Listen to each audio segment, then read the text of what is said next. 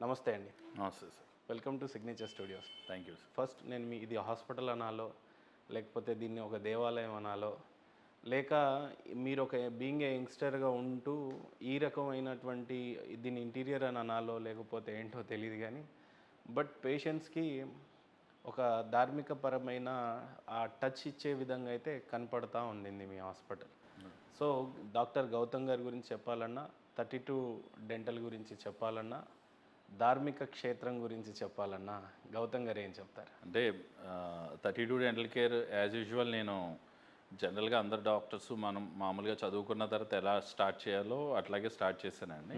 అంటే మనం ఆ, ఈ ప్రొఫెషన్ ఉపయోగించుకొని అంటే ఈ ప్రొఫెషన్ మనం ఒకటి చూస్ చేసుకున్నాం. దీని ద్వారా ఏంటంటే రేపొద్దున్న నేను ఒక ఫ్యామిలీ, ఒక సొసైటీ, మనం ఒక డాక్టరు, మనం ఎలా సంపాదించుకోవాలి, పిల్లల్ని పోషించుకోవాలి, ఒక స్టేజ్కి ఎదగాలి, నలుగురిలో మంచి పేరు తెచ్చుకుంటూ బాగా డబ్బులు సంపాదించుకొని పిల్ల బిడ్డలతో హ్యాపీగా ఉండడానికి ఏ విధంగా ఉంటుంది అనే దాంతోనే చదువు కంప్లీట్ అయిన తర్వాత మెయిన్ స్టార్టప్ ఏంటంటే ఆ ఉద్దేశంతోనే స్టార్ట్ అయ్యారు. 32 డెంటల్ కేర్ అందరితో పరంగా. 32 స్పెషల్ ఏంటి? 32 పళ్ళు ఉంటాయనేనా, లేకపోతే అన్నదమ్ములకి పేర్లు ఉన్నట్టు 32 పళ్ళకి ఏమన్నా స్పెషల్ పేర్లు ఏమన్నా పెట్టారు? మామూలుగా 32 పళ్ళకి పేర్లు ఉంటాయి కానీ జనరల్గా ఉంటాయి నేమ్స్, ఎస్, సైంటిఫిక్గా పేర్లు ఉంటాయి. అండ్ 32 టీత్ కూడా ఈచ్ టీత్కి ఒక్కొక్క పేరు ఉంటుంది. ఎట్ ద సేమ్ టైం ఏంటంటే పర్టికులర్గా 32 అని పెట్టడానికి ఏంటంటే జనాల్లోకి రీచ్ అవ్వడానికి ఈజీగా ఉంటుంది. ఇప్పుడు నేను పెట్టినప్పుడు మర్చిపోలేరు ఇంకా. అంతే. అంటే నేను పెట్టినప్పుడు కూడా ఒక చోట చూసినప్పుడు కూడా వాళ్ళు చాలా మాసీగా మాట్లాడుకుంటానికి, అండ్ మా ఊరు సైడ్ అంతా కూడా చాలా చక్కగా ప్రొనౌన్సియేషన్ అంటే ఈజీగా చొచ్చుకొని పోవడానికి ఈజీగా ఉంటుంది. 32 అని అనుకోవడానికి ఈజీగా ఉంటుంది, 32 అని చెప్పాను అనుకోవడానికి ఈజీగా ఉంటుంది. అలా ఈజీగా ఉండే విధంగా పెట్టుకుందామని చెప్పానని అలా ఇది చూస్ చేసుకోవడం జరిగింది. బయట చాలా డెంటల్ క్లినిక్స్ ఉన్న వాటికి మీ క్లినిక్కి ఏ రకమైన చేంజెస్ ఉన్నాయి? అంటే అపార్ట్ ఫ్రమ్ ఇంటీరియర్స్ ఇవన్నీ చూస్తే ధార్మికంగానే ఎక్కువగా కనపడతా ఉన్నాయి. అవును. ఈ రకంగా పెట్టాలని మీకు ఎందుకు అనిపించింది? బయట ఉన్న క్లినిక్కి 32 డెంటల్ క్లినిక్ ఉన్న డిఫరెన్సెస్ ఏంటి? అంటే యాక్చువల్గా ఏంటంటే నేను ఇప్పుడు ముందు ఇందాక చెప్పినట్టు ఏంటంటే ఈ పొజిషన్ ఇట్లా తెచ్చుకోవాలి, ఇలాగ అన్నీ చేసుకోవాలని జనరల్గా అందరిలాగే నేను అనుకొని స్టార్ట్ చేశానండి. ఇలా స్టార్ట్ చేసింది అంటే ఫస్ట్ టైం జనాల్లోకి వెళ్తాం అన్నమాట. అంటే ఫస్ట్ టైం నేను డబ్బులు సంపాదించుకుంటాం, అంటే డబ్బు సంపాదన అనేది ఫస్ట్ దీంతో నాకు స్టార్ట్ అయింది. అప్పుడు దాకా మా ఫాదర్ మీద ఆధారపడి ఇవన్నీ చేసుకుని వచ్చి అని ఆ ఫస్ట్ టైం ఏంటంటే డబ్బు ఇదే ఫస్ట్ బ్రాంచ్ మీద, ఇదే ఫస్ట్ బ్రాంచ్ అండి. అవునండి. అలా మనం ఎప్పుడైతే డబ్బు సంపాదన మొదలైందో చాలామంది ఏమనుకుంటారంటే డబ్బు సంపాదిస్తున్నప్పుడు వాళ్ళ రియల్ క్యారెక్టర్ ఏంటో తెలుస్తుంది. మనకి సంపాదిస్తున్న కొద్దీ మనకి డబ్బులు మన దగ్గరికి వచ్చే కొద్దీ ఏంటో తెలుస్తుంది. అలాగే నేను సంపాదిస్తున్న కొద్దీ నన్ను నేను తెలుసుకుంటానికి నేను ఎక్కువ అంటే నాకు ఇది బాగా ఉపయోగపడింది అన్నమాట. అంటే అప్పుడు దాకా ఫాదర్ నీడలో ఉండి నేను ఒకేసారి నా అంతటి నేను సంపాదించుకుంటాం, నేను జీతాలు ఇవ్వటం, నేను రెంట్ కట్టుకుంటాం, నేను ఫీజులు కట్టుకుంటాం, ఇవన్నీ కూడా ఎప్పటికప్పుడైతే అలా కొంచెం కొంచెంగా వెళ్ళటం మొదలుపెట్టాను. రూట్స్లోకి వెళ్ళటం అంటే మా ఫాదర్ కూడా కష్టపడి పైకి వచ్చారు. అది ఎంత తెలిసినా కూడా బోర్న్ విత్ గోల్డెన్ స్పూన్ కాబట్టి నాకు అంత కష్టాలు ఏమీ తెలియవు. ఆ కష్టం ఏం తెలియకుండానే అలా అలా వచ్చాను కాబట్టి ఇప్పుడు ప్రజల్లో ఉన్న రియల్ కష్టాలు ఏంటి అంటే నేను ఏంటో నేను ప్రజల దగ్గరికి వెళ్ళిన తర్వాత తెలిసిందన్నమాట. ఆ విధంగా కొంచెం లోతుగా వెళ్ళిన తర్వాత అసలు ఏంటి ఇంత కమర్షియాలిటీగా ఎలా ఉండగలుగుతున్నాం, ఒక మనిషి బాధతో వచ్చి అయ్యో నాకు నొప్పి అని వస్తానంటే ఆ నొప్పిని తగ్గించే డబ్బులు తీసుకుంటున్నాం, కానీ ఇదేదో అదో రకమైన బిజినెస్ లాగా ఉంటుంది ఏంటి అనే ఇది ఆ విధంగానే నాలో మదన బాగా స్టార్ట్ అయిందన్నమాట. ఆ విధంగా ఏంటంటే జనాల్లోకి వెళ్ళటం, జనాల్లో కూర్చుంటాం, జనాల్లో అబ్జర్వ్ చేయటం, ఇవన్నీ ఏంటంటే వాళ్ళ బాధలన్నీ చెప్పుకుంటాం, వాళ్ళ కష్టాలు చెప్పుకుంటాం. కట్టుకోలేనన్నప్పుడు ఒకలాగా, కొంతమంది ఎగ్గొట్టేద్దాం అనుకున్నప్పుడు ఒకలాగా, అలా కాకుండా రిక్వెస్ట్ చేస్తున్నప్పుడు ఒకలాగా, అంటే మల్టిపుల్ పర్సనాలిటీస్ అన్నిటిని కూడా అన్ని పర్సన్స్ పాటు సైకాలజీ చదవాలి, అన్ని టైప్ ఆఫ్ పర్సన్స్ మనం చదవక్కర్లేదండి, మనకి నేర్పించేస్తారు ప్రజలు. ఆ విధంగా ఆ విధంగా ఏంటంటే నేర్చుకునేసరికి ఏంటంటే అది నాకు లోతుగా అర్థమైంది. ఆ లోతుగా ఆలోచించగా ఏంటంటే మనం ఇదేదో కమర్షియల్ లాగే ఉంది తప్ప బిజినెస్లో ఉంది తప్ప వేరే యాంగిల్లో మనం చూడట్లేదు అని చెప్పి అనిపించి దాంట్లో ఏంటంటే మనం ఎక్కడో ధర్మం మిస్ అవుతున్నాం, ఎక్కడో ఏదో ఒక రానెస్ పట్టుకున్నాం తప్ప ఒక సాఫ్ట్ సైడ్ లేదు అనేది నాకు మదిలో బాగా అనిపించడం. నాకు తెలియకుండానే నేను ఈ స్పిరిచువాలిటీ విత్ ధార్మికంగా స్పిరిచువల్గా టర్న్ అవ్వటం, అవన్నీ కూడా ఏంటంటే నాకు తెలియకుండా నేను ఆ ప్రాసెస్లోనే ఉన్నాను. యాక్చువల్లీ చిన్నప్పుడు మా ఫాదర్ ఆల్మోస్ట్ ఇలాగే ఉంటారండి. ఉండేసరికి మా ఫాదర్ లక్షణాలు నాకు కొంచెం అవన్నీ అలవాటైనాయి. అలవాటు అవటం నేను కమర్షియాలిటీగా స్టార్ట్ చేసుకున్నా కూడా భగవంతుడు ఏంటంటే నన్ను ఆ దారిలో పెట్టకుండా మళ్ళీ ఈ దారిలోనే పెట్టేలాగే చేసి, ఆ విధంగా నేను ప్రజల యొక్క లోటుపాట్లను తెలుసుకుంటాం. ఇప్పుడు ఒక ఫీజు, కన్సల్టేషన్ ఫీజు కొంతమంది కట్టుకునే వాళ్ళు ఉంటారు. డెంటల్ ప్రాబ్లమ్స్ ఏంటంటే జస్ట్ వచ్చి కొన్ని మన విషయాలు చెప్పడం వల్ల మనం నివారణకి ఎక్కువ ప్రాధాన్యత ఇవ్వచ్చండి. అంటే కొన్ని డిసీజెస్ రాకుండా కూడా నివారణతోనే మనం ఎక్కువ ఇచ్చేయచ్చు. ఆ నాలెడ్జ్ అంతా మనకు ఉంటుంది. ఇప్పుడు మీరు నా దగ్గరకు వచ్చి ఫీజు కట్టాలంటే ఇప్పుడు 300 రూపాయలు కట్టి కార్డు రాయించుకోవాలంటే ఒక బాగా సైకిల్ షాప్ వాడు, లో మిడిల్ క్లాస్ వాళ్ళు ఏంటంటే పంటి నొప్పి వచ్చినా వాళ్ళు ఆ స్థాయికి వెళ్ళట్లేదు. అందుకని చెప్తున్నాను, వాళ్ళు వెళ్ళేసరికి ఏంటంటే వాళ్ళ ఫ్యామిలీలో ఒక 5గురు వచ్చి 5 మూడులు అంటే 1500, అంటే ఆడికి 2 రోజులు కూలీ ఇదే అయిపోతుంది. అందుకని నా దగ్గరికి ఆడు మొత్తం టైం స్పెండ్ చేయడానికి ఇష్టపడ్డాడు. అందుకని ఏంటంటే ఈ విధమైన పూర్ హైజీన్ని నేను ఎక్కువ చూడటం జరిగింది. అడిగినప్పుడు కూడా మీరు అందరూ ఏంటంటే నేను 4 చెప్తేనే సరే అవుతుంది కదా, మీ పిల్లలకు కూడా చెప్పాలని. అదేంటంటే డాక్టర్ గారు ఇప్పుడు మేము వచ్చాం అనుకోండి, మరి మీరు 300 తీసుకుంటారు, 200 తీసుకుంటారు, మరి ఎలాగండి ఏంటి. అప్పుడు నాకు ఫ్యామిలీ కార్డ్ అనే ఆలోచన రావటం. 250. గౌతమ్ గారు, ఇక్కడ మీరు ఒక యంగ్ ఎంటర్ప్రైనర్ లాగా తీసుకోవచ్చు, ఓన్ క్లినిక్ పెట్టారు కాబట్టి మీ ఫోకస్ అంతా ఎక్కువ పేద ప్రజల వైపే ఉన్నప్పుడు మీ ఎదుగుదలకి కూడా కొంత కష్టంగానే ఉంటాయి, మీ లోటుపాట్లు కూడా ఉంటాయి. రేపు ఇలాంటి 32 డెంటల్ బ్రాంచెస్ని ఓపెన్ చేయాలి అని అనుకుంటే మీ ప్రైమ్ ఫోకస్ అంతా కూడా కార్పొరేట్ వరల్డ్ సైడ్ ఎక్కువగా ఫోకస్ చేస్తూ ఉంటారు. ధర్మాన్ని నమ్ముకున్నవాడైతే ఈ రోజులో బాగుపడ్డట్టు అయితే లేదు. బట్ ఈ ధర్మాన్ని బేస్ చేసుకుంటూ ఈ 32 డెంటల్ క్లినిక్ని ఎట్లా మీరు స్థాపించి ఎలా ముందుకు తీసుకెళ్దాం అనుకుంటున్నారు? అంటే ధర్మాన్ని నమ్ముకున్న వాళ్ళు బాగుపడటం లేదనేది ఏంటంటే చాలామంది అంటూ ఉంటారు కూడా. ఇప్పుడు మన పాత మినిస్టర్ కూడా తెలంగాణలో కూడా జై శ్రీరామ్ అంటే నీకు ఏమన్నా అది కూడి పెడుతుందా, ఏమన్నా పెడుతుందా, ఇదేంటని చెప్పిన అనే వీటి నుంచి కూడా మనం చూసాం. అంటే నేనేమంటానంటే ఇలా జై శ్రీరామ్ అని ధర్మంగా నమ్ముకోనివాడు చచ్చిపోతాడు, ఇలా నమ్ముకున్నవాడు చచ్చిపోతాడు. అల్టిమేట్గా నీ గోల్ ఏంటి, నువ్వు ఎటు రీచ్ అవుతున్నావు అనే దాన్ని మాత్రం నేను ట్రూత్ని చూశాను. సూపర్, బాగా. నేను ఆ ట్రూత్ని చూసినప్పుడు ఏమనిపించిందని అంటే ఆడు చనిపోతాడు, నేను చనిపోతాడు, మోసం చేసేవాడు చనిపోతాడు, ధార్మికంగా ఉండేవాడు చనిపోతాడు. అంటే చావు అనేది మాత్రం ఎట్టి పరిస్థితుల్లో మనం తప్పించుకోలేదు, వస్తుంది. అందుకని ఏంటంటే మనం ఎట్టి పరిస్థితిలో మనం ప్రతి ఒక్కడు కూడా పక్కనోడు చచ్చిపోతాడు అనుకుంటాం, కానీ మనం చచ్చిపోతాం అనే రియలైజేషన్ మనకు తక్కువ ఉంటుంది. అందుకని ఏంటంటే నేను ఏమీ అడగకుండానే నాకు భగవంతుడు చాలా ఇచ్చాడు. అంటే గాలి పీల్చుకోవడం నా తల్లిదండ్రులు నాకేం సృష్టించలేదు, ఈ బాడీలో ఉన్న మెకానిజం వాళ్ళు సృష్టించలేదు. వాళ్ళు ఏంటంటే మనకి శరీరాన్ని కానీ మనకు అప్పచెప్పారు. ఆ శరీరంలో ప్రాణం పెట్టింది ఎవడో పెట్టాడు. అది జీసస్ అయి ఉండొచ్చు, భగవంతుడు ఈశ్వరుడు అయి ఉండొచ్చు, అల్లా అయి ఉండొచ్చు, ఏదైనా ఉండొచ్చు. అది సపరేట్ టాపిక్ కింద తీసుకుంటే ఒక భగవంతుడు అనేవాడు నా లోపల పెట్టాడు. నేను తింటానంటే దాన్ని జీర్ణం చేస్తున్నాడు. ఆ జీర్ణం చేసిన దాన్ని సమానంగా పంచుతున్నాడు, శక్తి రూపంలో పంచుతున్నాడు. మళ్ళీ ఆ మలాన్ని బయటికి తీసుకొచ్చిందా దాన్ని భూమిలోకి వెళ్తున్నాడంటే దాన్నే మళ్ళీ ఎరువు కింద మారుస్తున్నాడు. గాలి ఫ్రీగా వేస్తున్నాడు. అడుగు తినేవాడి నుంచి అంబానీ వరకు కూడా ఇలాగే గాలి పీల్చాలని చెప్పి ఒక ప్రక్రియను పెట్టాడు. అలా సమస్త భూలోకము ఒక జీవి, ఒక జాతి బతుకుతుందంటే ప్రతి జాతికి సమానంగా చూసే తత్వాన్ని భగవంతుడు ఏర్పరిచాడు. ఇలాంటి ఏర్పరిచిన భగవంతుడికి నేను ప్రతిరోజు అతనికి రాముడు అనే పేరు పెట్టుకొని నేను జై శ్రీరామ్ అని చెప్పి నేను అనుకుంటే అవతలోడికి వచ్చిన నొప్పి ఏంటనేది నాకు తెలియట్లా. అందుకని ఏంటంటే నువ్వు నార్మల్గా ఒక మనుషుల్ని కేటగిరైజ్ చేసి వాళ్ళని విడదీసి ఎక్కువ జాతి తక్కువ జాతి అని చెప్పి అలాంటి జాతుల మీద బతుకుతూ అలాంటి జాతుల మీద ఫోకస్ చేస్తూ వాళ్ళ దగ్గర నుంచి ఓట్లు గుంజుకొని వాళ్ళని విడదీసి ఎత్తుబల్లాలు చూపించి రిజర్వేషన్ సిస్టమ్స్ని క్రియేట్ చేసి, అంటే తెలివితేటలు ఉన్నా కూడా వాడికి ఏమో అర్హత లేని స్థానాలు అన్నీ కల్పించుకొని అలాంటి రాజ్యాంగం రాసిన వాళ్ళందరికీ కూడా పెద్ద పెద్ద స్టాట్యూలు అన్నీ కట్టి నువ్వు వాళ్ళందరికీ జై కొడుతున్నప్పుడు నాకు ఏం సంబంధం లేకుండా కనిపించకుండా నాకు ఎంత మంచి చేస్తున్న భగవంతుడికి నేను జై శ్రీరామ్ అని చెప్పాను అనుకుంటే నీకేంటి నొప్పి. అందుకని ఏంటంటే సమానత్వంగా చూసే అర్హత భగవంతుడికి మాత్రమే ఉంది, ఆ ప్రశ్న వేసిన వాడికి లేదు. ఎందుకు లేదని చెప్పానంటే నువ్వు నీ తండ్రి మీకు సంబంధించిన వాళ్ళందరూ పెద్ద పెద్ద కారులో తిరుగుతారు, నీకు ఓటేసిన వాళ్ళందరూ ఆ కారులో తిరగరు కదా. భగవంతుడు ఏంటని చెప్పానంటే ఆడికైనా ఈడికైనా ఒకేలా చూస్తాడు. మొత్తం మనం గుడిలో ఎంత తిరిగినా కూడా నీ పుణ్యం తీసుకెళ్ళి ఒక ముష్టివాడి దగ్గర పెట్టాడు. అంటే ఆ ముష్టివాడి దగ్గర నువ్వు రూపాయి వేసి పుణ్యం వెళ్ళి ఆడనే అడుక్కోవాలరా అని చెప్పాడు.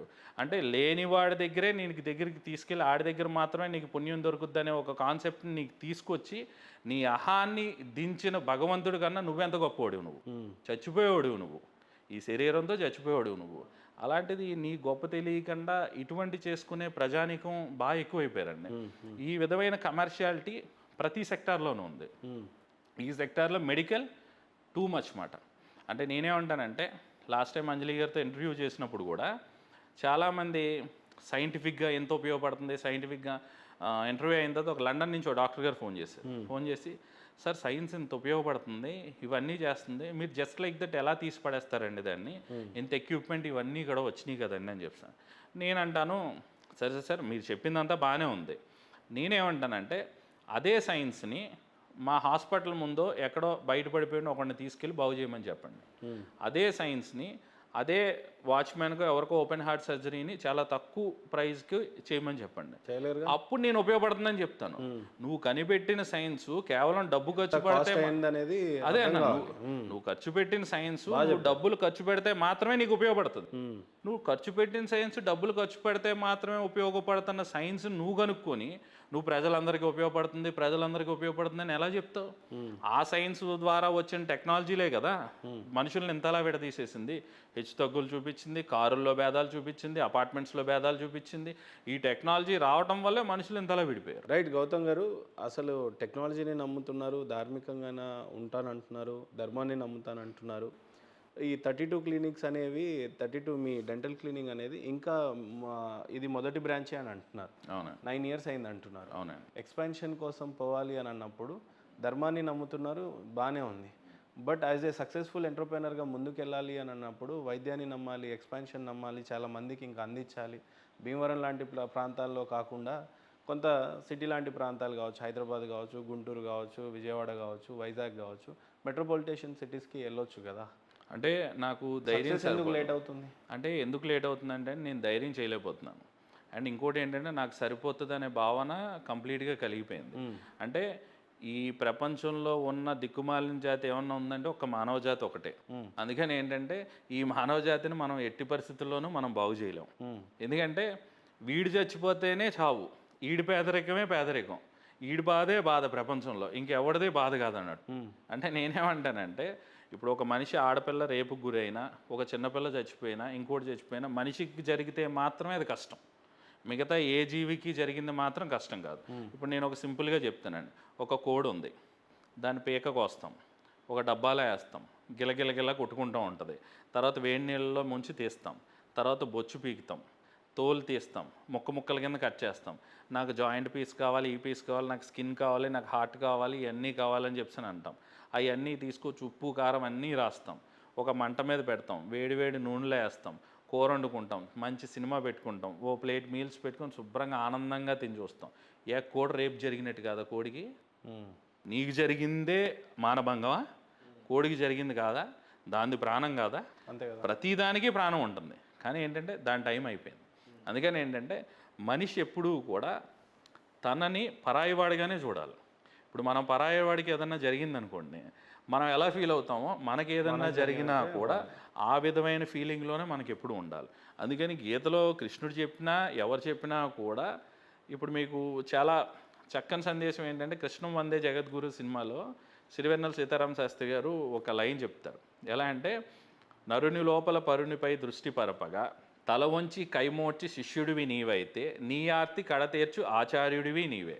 అందుకని ఏంటంటే నీకు సపరేట్గా గురువులు అక్కల్లా ఏమక్కల్లా, ఇది నీకే. నువ్వు ఎప్పుడైతే తల వంచి నీ అహాన్ని కిందకు పెట్టి నువ్వు చూడగలిగితే నువ్వే గురువై అహం బ్రహ్మాస్మి అనే కాన్సెప్ట్లో నాకు ప్రతి దాంట్లోనూ బ్రహ్మం మాత్రమే కనిపిస్తుంది, ఇంకేమీ లేదు అనుకునే తత్వబోధన ఎప్పుడైతే మనం తీసుకోగలుగుతాం, సాత్వికంగా బాగా మనిషి ముందుకు పోవాల్సి వస్తుంది. అప్పుడు ఏది అంటే సాత్వికంగా మనిషికి ముందుకు పోవటం వల్ల దాంట్లోనే ఎదుగుదల ఉందని నేను నమ్మానండి. యాక్చువల్గా ఏంటంటే ఇప్పుడు నాకు ఇదివరకు BMW కారు కొనుక్కోవాలని, ఎక్స్టెన్షన్ చేయాలని, నా పేరు 10 చోట్ల మారుమోగాలని, 10 బ్రాంచులు పెట్టుకోవాలని, ఇవన్నీ సంపాదించాలని, ఇవన్నీ చేసుకోవాలని నేను స్టార్ట్ చేసింది.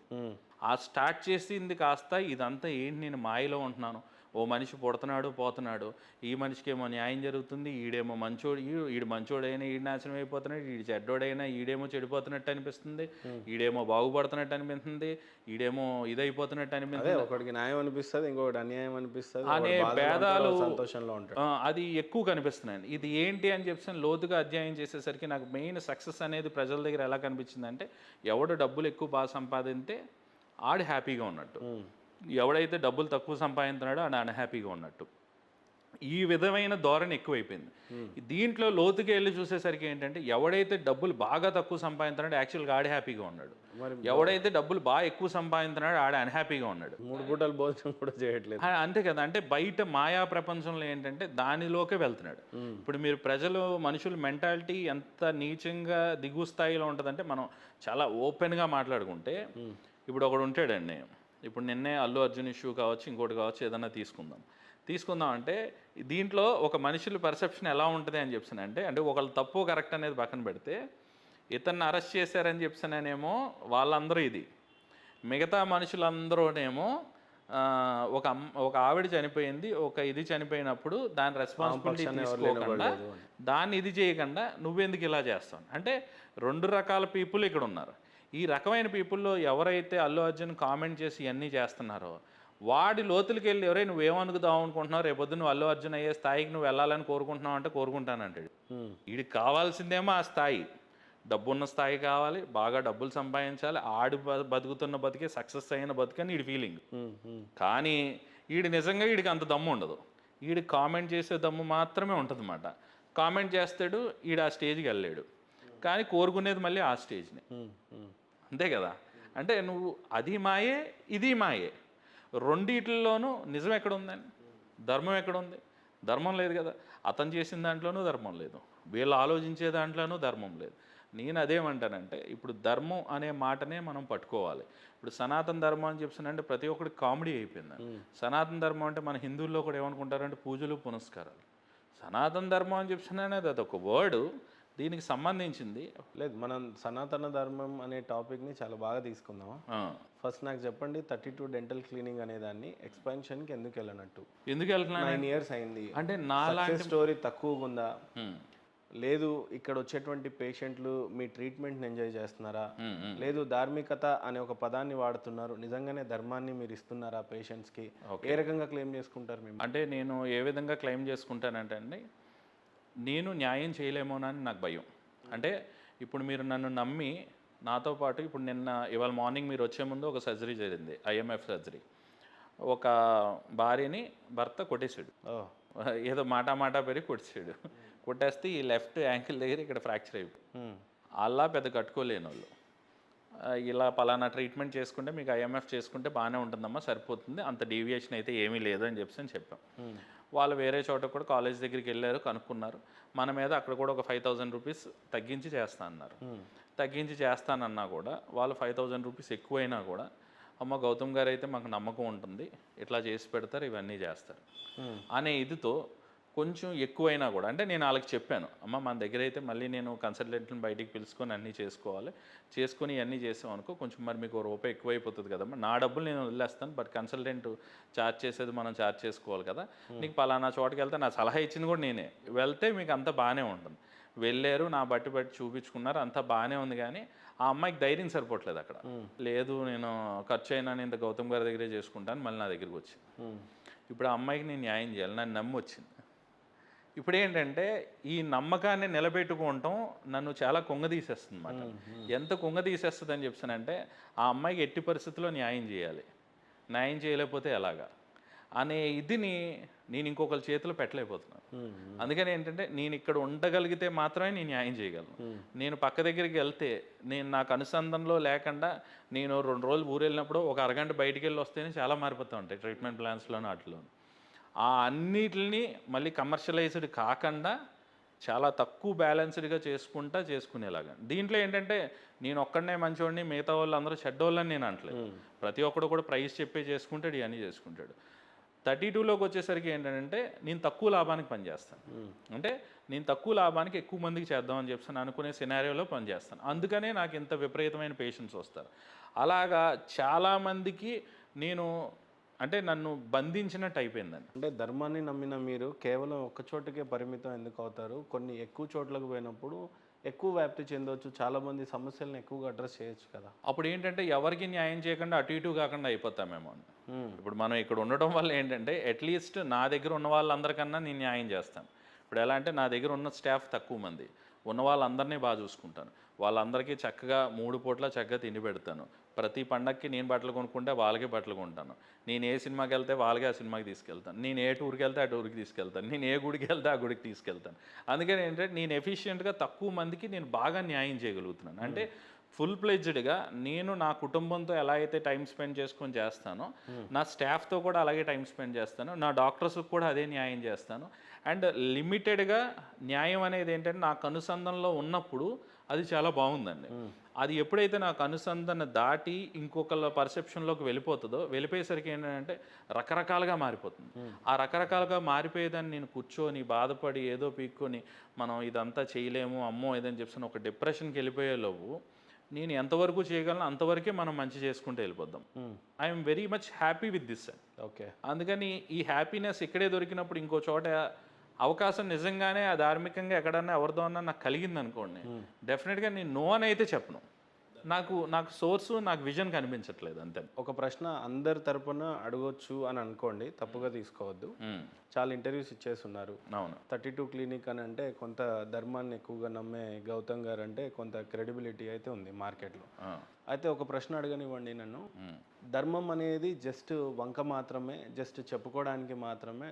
ధర్మం అనే చీకటి కోణంలో డబ్బులు సంపాదించుకోవడానికి ఇష్టం ఉన్న ఎక్స్రేల్స్ రాసే డాక్టర్లు చాలామంది ఉంటారు బయట. అవునండి. వాళ్ళు ధర్మం అని మనం మాట్లాడతాం పదం, వాళ్ళు ఎథిక్స్ అని మాట్లాడతారు. మేము ఎథికల్గా ఉన్న క్లినిక్ అండి మాది, మేము ఏది పడితే అది రాయం, నేను ఎక్కువగా ఎథిక్స్నే నమ్ముతాను అని అంటారు. మీరు ధర్మం అంటున్నారు దాన్ని. అవునండి.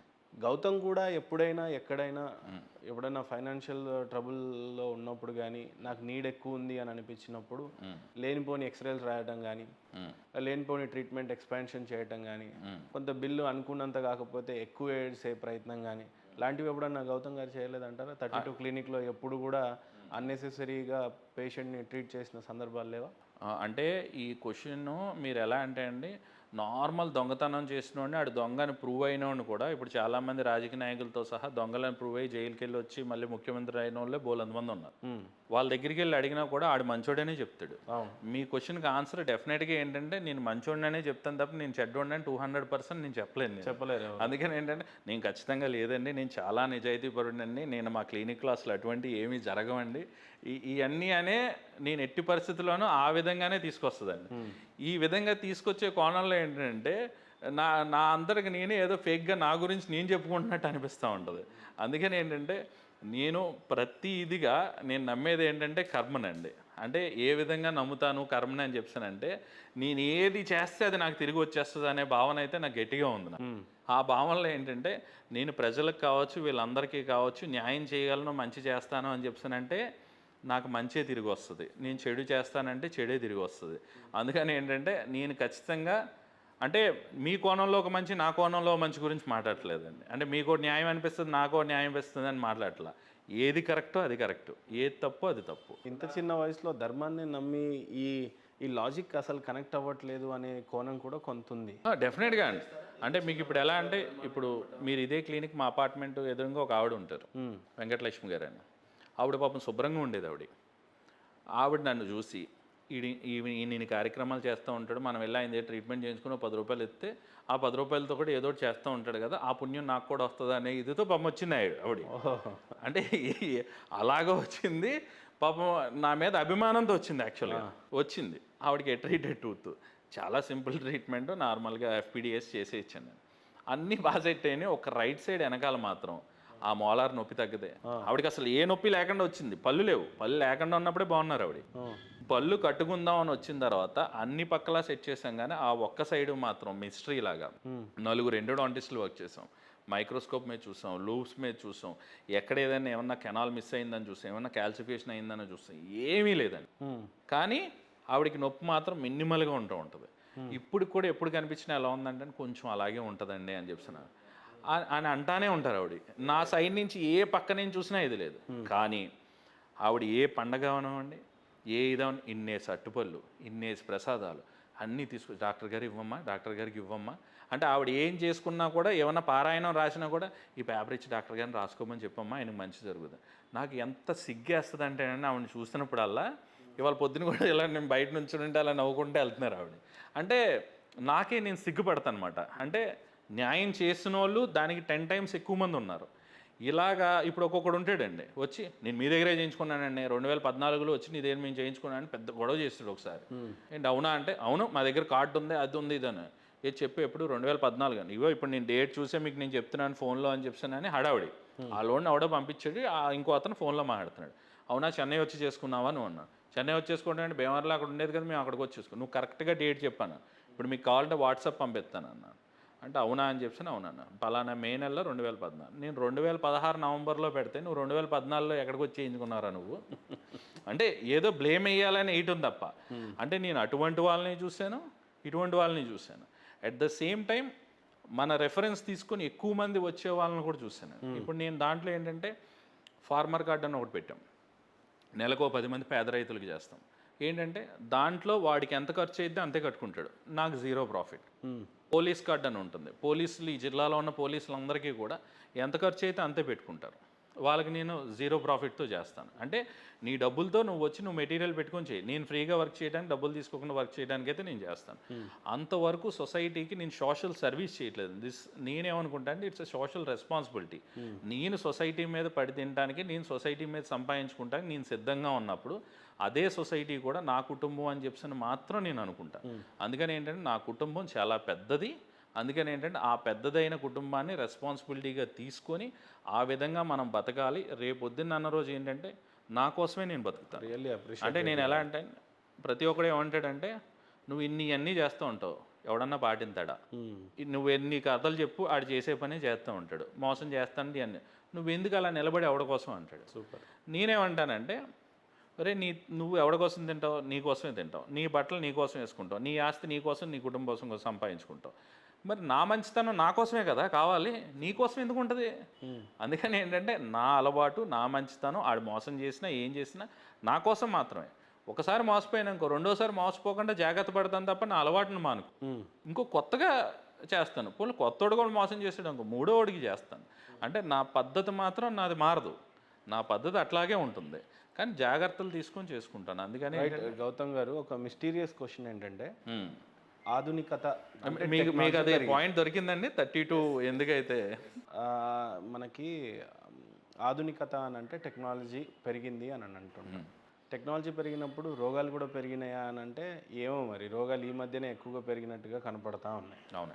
ఎప్పుడైతే టెక్నాలజీ లేదో అంటే ఒక 100 years బ్యాక్ తీసుకున్నప్పుడు అసలు డెంటల్ క్లినిక్స్ అనేవి లేవు, పల్లెటూర్లలో కూడా లేవు, అసలు క్లినిక్స్ అనేవి లేవు నా దృష్టిలో. బ్రిటిష్ కాలానికి ముందుగా మీరు గమనిస్తే లేవు. అవును. ఇంకా వేదాల కాలం పాటినట్టు చూసినట్లయితే అప్పట్లో ఉండేటువంటి వైద్య పద్ధతులని డిఫరెంట్. ఇంకా అవునండి. ఈరోజు క్లినిక్స్ ఉన్నా టెక్నాలజీ ఉన్నా ఇంత అత్యాధునిక వ్యవస్థలో ఉన్నా వచ్చేటువంటి పెయిన్ ఇందాక ముసలావిడ అన్నారు ఆయనకి ఇంకా కంటిన్యూస్ అవుతూనే ఉన్నాయి.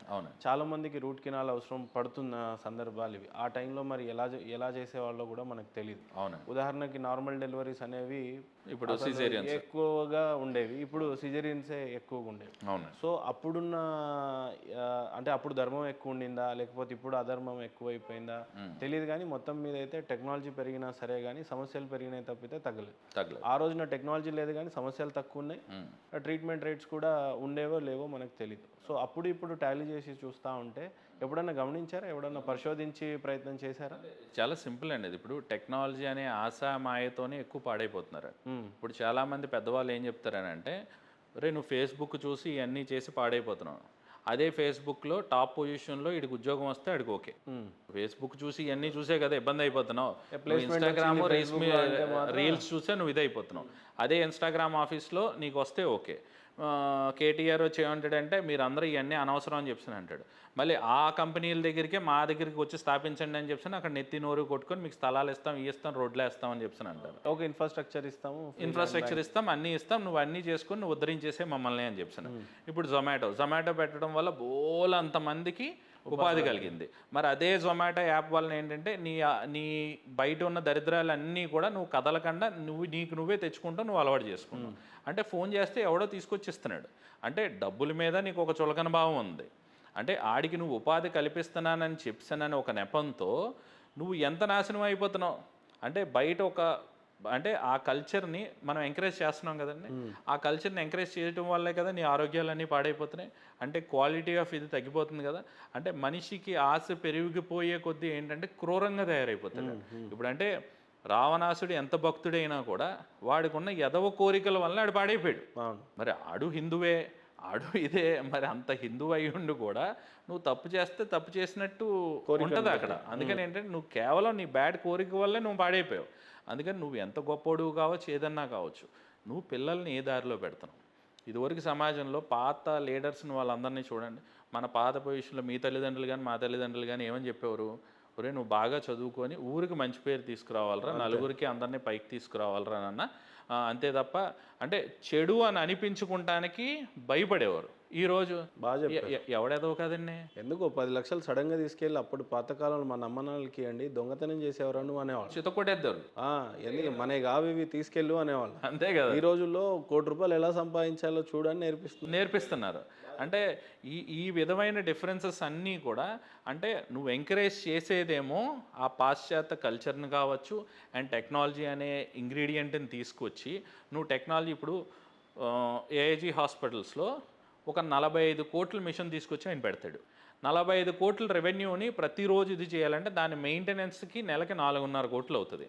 45 కోట్ల రూపాయల మిషను నెల మెయింటెనెన్సే 4.5 crores దాని మెయింటెనెన్స్. అంటే నువ్వు వద్దన్నా కాదన్నా దాన్ని 4 కోట్ల 50 లక్షలు దాంతో కాపురం చేయాల్సిందే ఎవ్రీ మంత్. ఇది తీసుకొచ్చిన తర్వాత ఏ ప్రజల్ని ఏ విధంగా అతను ఏం చేయగలడు అంటే నువ్వు టెక్నాలజీ తీసుకురావడం వల్లే సగం అంతా కూడా పొద్దున్న లేస్తే ఇక మార్కెటింగ్ మీద పడించాల్సి అంతే కదండి. ఇప్పుడు అందుకని ఏంటంటే ఇదివరకు క్యాన్సర్ హాస్పిటల్ అంటే ఎక్కడో ఢిల్లీలో ఒకటి, ఎక్కడో చెన్నైలో ఒకటి, అంటే క్యాన్సర్ వస్తే నువ్వు అంత దూరం వెళ్ళాలి. ఈరోజు మా భీమవరంలోనే క్యాన్సర్ హాస్పిటల్ బోల్లోనే వచ్చినాయి. అంటే క్యాన్సర్ చాలా ఈజీగా స్ప్రెడ్ అయిపోయింది. అంటే నువ్వు టెక్నాలజీ అనే ముసుగులో నువ్వు ఎంత పాడైపోయావు అనే విషయాన్ని నువ్వు గ్రహించుకోకుండా నేను ఎదిగిపోతున్నానని చెప్పిననే ఒక మాయలో పడిపోయి ఈరోజు యువతరం అంతా ఎంత నాశనం అయిపోతున్నారండి. కేవలం రీల్స్ చేస్తే మన జీవితం బాగుపడిపోద్దని అనుకునే యువతరం ఎంతమంది ఉన్నారు. మరి వీళ్ళందరూ పాడైపోవడానికి కారణం ఏంటి? ఈ టెక్నాలజీయే కదా. అదే టెక్నాలజీ మనకు లేకుండా ఉండండి. కొంతమంది ఏమంటారంటే ఇప్పుడు చూడండి ఫోన్లు చేసినా అవి చేసినా ఇది చేసినా ఇప్పుడు ఎంత స్పీడ్గా వచ్చేస్తుందో. ఇప్పుడు చూడండి ఆడు ఇదై ఉంటే వెంటనే ఇది ఉండబట్టే ఆడు బతికాడు మరి బతికి మళ్ళీ తర్వాత ఏమవుతాడు? ఇంకో 1000 బతికేస్తాడా? తర్వాత అన్నా చచ్చిపోతాడు. నువ్వు ఇప్పుడు బతికిపోయాడు అని అంటున్నావు, తర్వాత ఏమవుతాడు? బతికిపోయి మళ్ళీ తర్వాత చచ్చిపోడా? ఇప్పుడు బతికాడు, చావు పోస్ట్పోన్ అయింది అంతే. నువ్వు బతికాడు అనే క్రమంలో నువ్వు బతికున్న రోజు నువ్వు ఈ మాయలోంచి కాకుండా నువ్వు ట్రూత్ని ఏం చూస్తున్నావు, నువ్వు భావితరాలకు ఉపయోగపడేలా ఏం చేస్తున్నావు, ఒక చెట్టు నుంచి నువ్వు ఏం నేర్చుకుంటున్నావు, ఒక గాలి నుంచి ఏం నేర్చుకుంటున్నావు, ఒక సూర్యుడి నుంచి నువ్వు చూసి ఏం నేర్చుకుంటున్నావు. సమానత్వం నీకు అక్కడ కనిపించట్లేదా?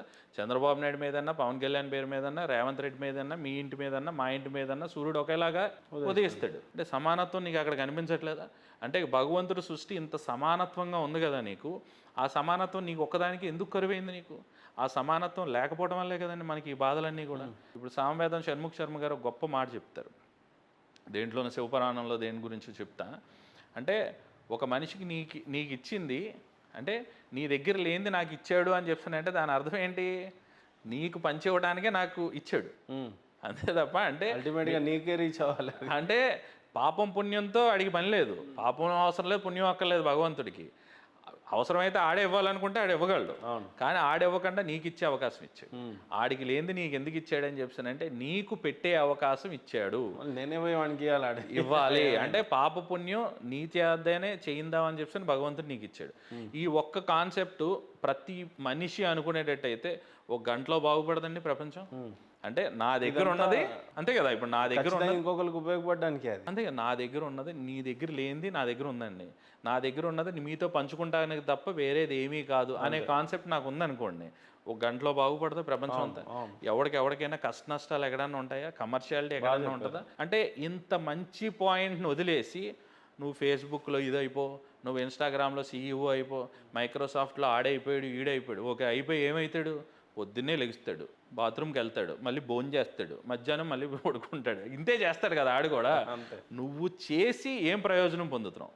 నీ జీవితాన్ని ఎలా టర్న్ చేసుకుంటావు అనేది ముఖ్యం. అల్టిమేట్ అంటే అల్టిమేట్ ఇన్ ద సెన్స్ కష్టం నష్టం అనేది రెండూ తెలియని ఒక తత్వం ఒకటి ఉంది. రైట్. ఇదంతా ఇప్పుడు కరెంట్ జనరేషన్, కరెంట్ టెక్నాలజీ గురించి చెప్పారు. అప్పుడు ఈ టెక్నాలజీ లేని టైంలో, ఋషుల కాలం నాటి కావచ్చు, వేదకాలం టైంలో ఏ రకమైన ట్రీట్మెంట్ ఉండింది కావచ్చు, ఎప్పుడన్నా అన్వేషించారా? ఏం చేసేవాళ్ళు అప్పుడు? సరే, ఈ పంటి నొప్పి వచ్చేది అంటే నేను అంత అన్వేషించలేదండి. అన్వేషించి చేయటం వల్ల నాకేం ప్రయోజనం, ఉపయోగం కూడా పెద్ద ఏం కనిపించలేదు. అందుకని ఏంటంటే అంత లేదు. ఈ రోజులలో డిఫెన్స్ కానీ, డిఆర్డిఓ కానీ వేద గురువులతో, ఇప్పుడు ఋగ్వేదం, అజర్ణ వేదం చదివినటువంటి వేద ఉపాధ్యాయులతో మీరు అంటే ఆ విధంగా ఉంటుంది. వాళ్ళు పరిశోధిస్తున్నారు. లేదు లేదు, నిజంగానే అప్పట్లో ఏ రకంగా ఈ టెక్నాలజీని యూజ్ చేసేవాళ్ళు, ఏ రకంగా చేసేవాళ్ళు అనే దాని మీద ఇది చేస్తా ఉన్నాం. మనం ధర్మాన్నే నమ్ముకున్నాం కాబట్టి నిజంగానే ఒక 100 సంవత్సరాల క్రితం బ్రిటిష్ కాలం నాటే క్లినిక్స్ ని చూడలేదు మనం చదివిన చరిత్రలో. అవునండి. అంతకంటే ముందు జస్ట్ ఒక 1000 సంవత్సరాల ముందుకు పోయినా కూడా అప్పుడు సేమ్ మనుషులు, సేమ్ ఇదే, కానీ కొంత అంటే మెయిన్ ఉండేదేమో. అంటే మెయిన్ ఏంటంటే ఆహార అలవాట్లు చాలా క్రమబద్ధీకరణలో ఉండేవి. అండ్ ఇంకోటి ఏంటంటే పంచభూతాలతోనే మన శరీరం తయారై ఉంటుంది. ఆ పంచభూతాలు బయట అయితే ఎట్లా ఉంటాయో మనకు ఆయుర్వేదంలో కూడా వాతం, పిత్తం, కఫం అనే ఒక ప్రోగ్రామింగ్ ఉంటుంది. ఆ ప్రోగ్రామింగ్ ఏంటంటే మన బాడీలో ఉన్న water balance and heat balance, ఇటువంటి అన్నీ కూడా అంటే బయట ఉండే పంచభూతాలే మన లోపల కూడా ఉంటాయి. మనకి ఇప్పుడు బాడీ టెంపరేచర్ పెరిగితే జ్వరం, తగ్గిపోతే చచ్చిపోయినట్టు. అంటే మీడియంగా టెంపరేచర్ అనేది ఎప్పుడూ ఉండాలి. మన కడుపులో కూడా ఎక్కువ అయితే అల్సర్స్ వచ్చేస్తాయి, తక్కువ అయినా కూడా డిఫిషియన్సీ వచ్చేస్తుంది. ఒక మెయింటైన్ ఆఫ్ అగ్ని మనకి ఎప్పుడు ఉండాలి.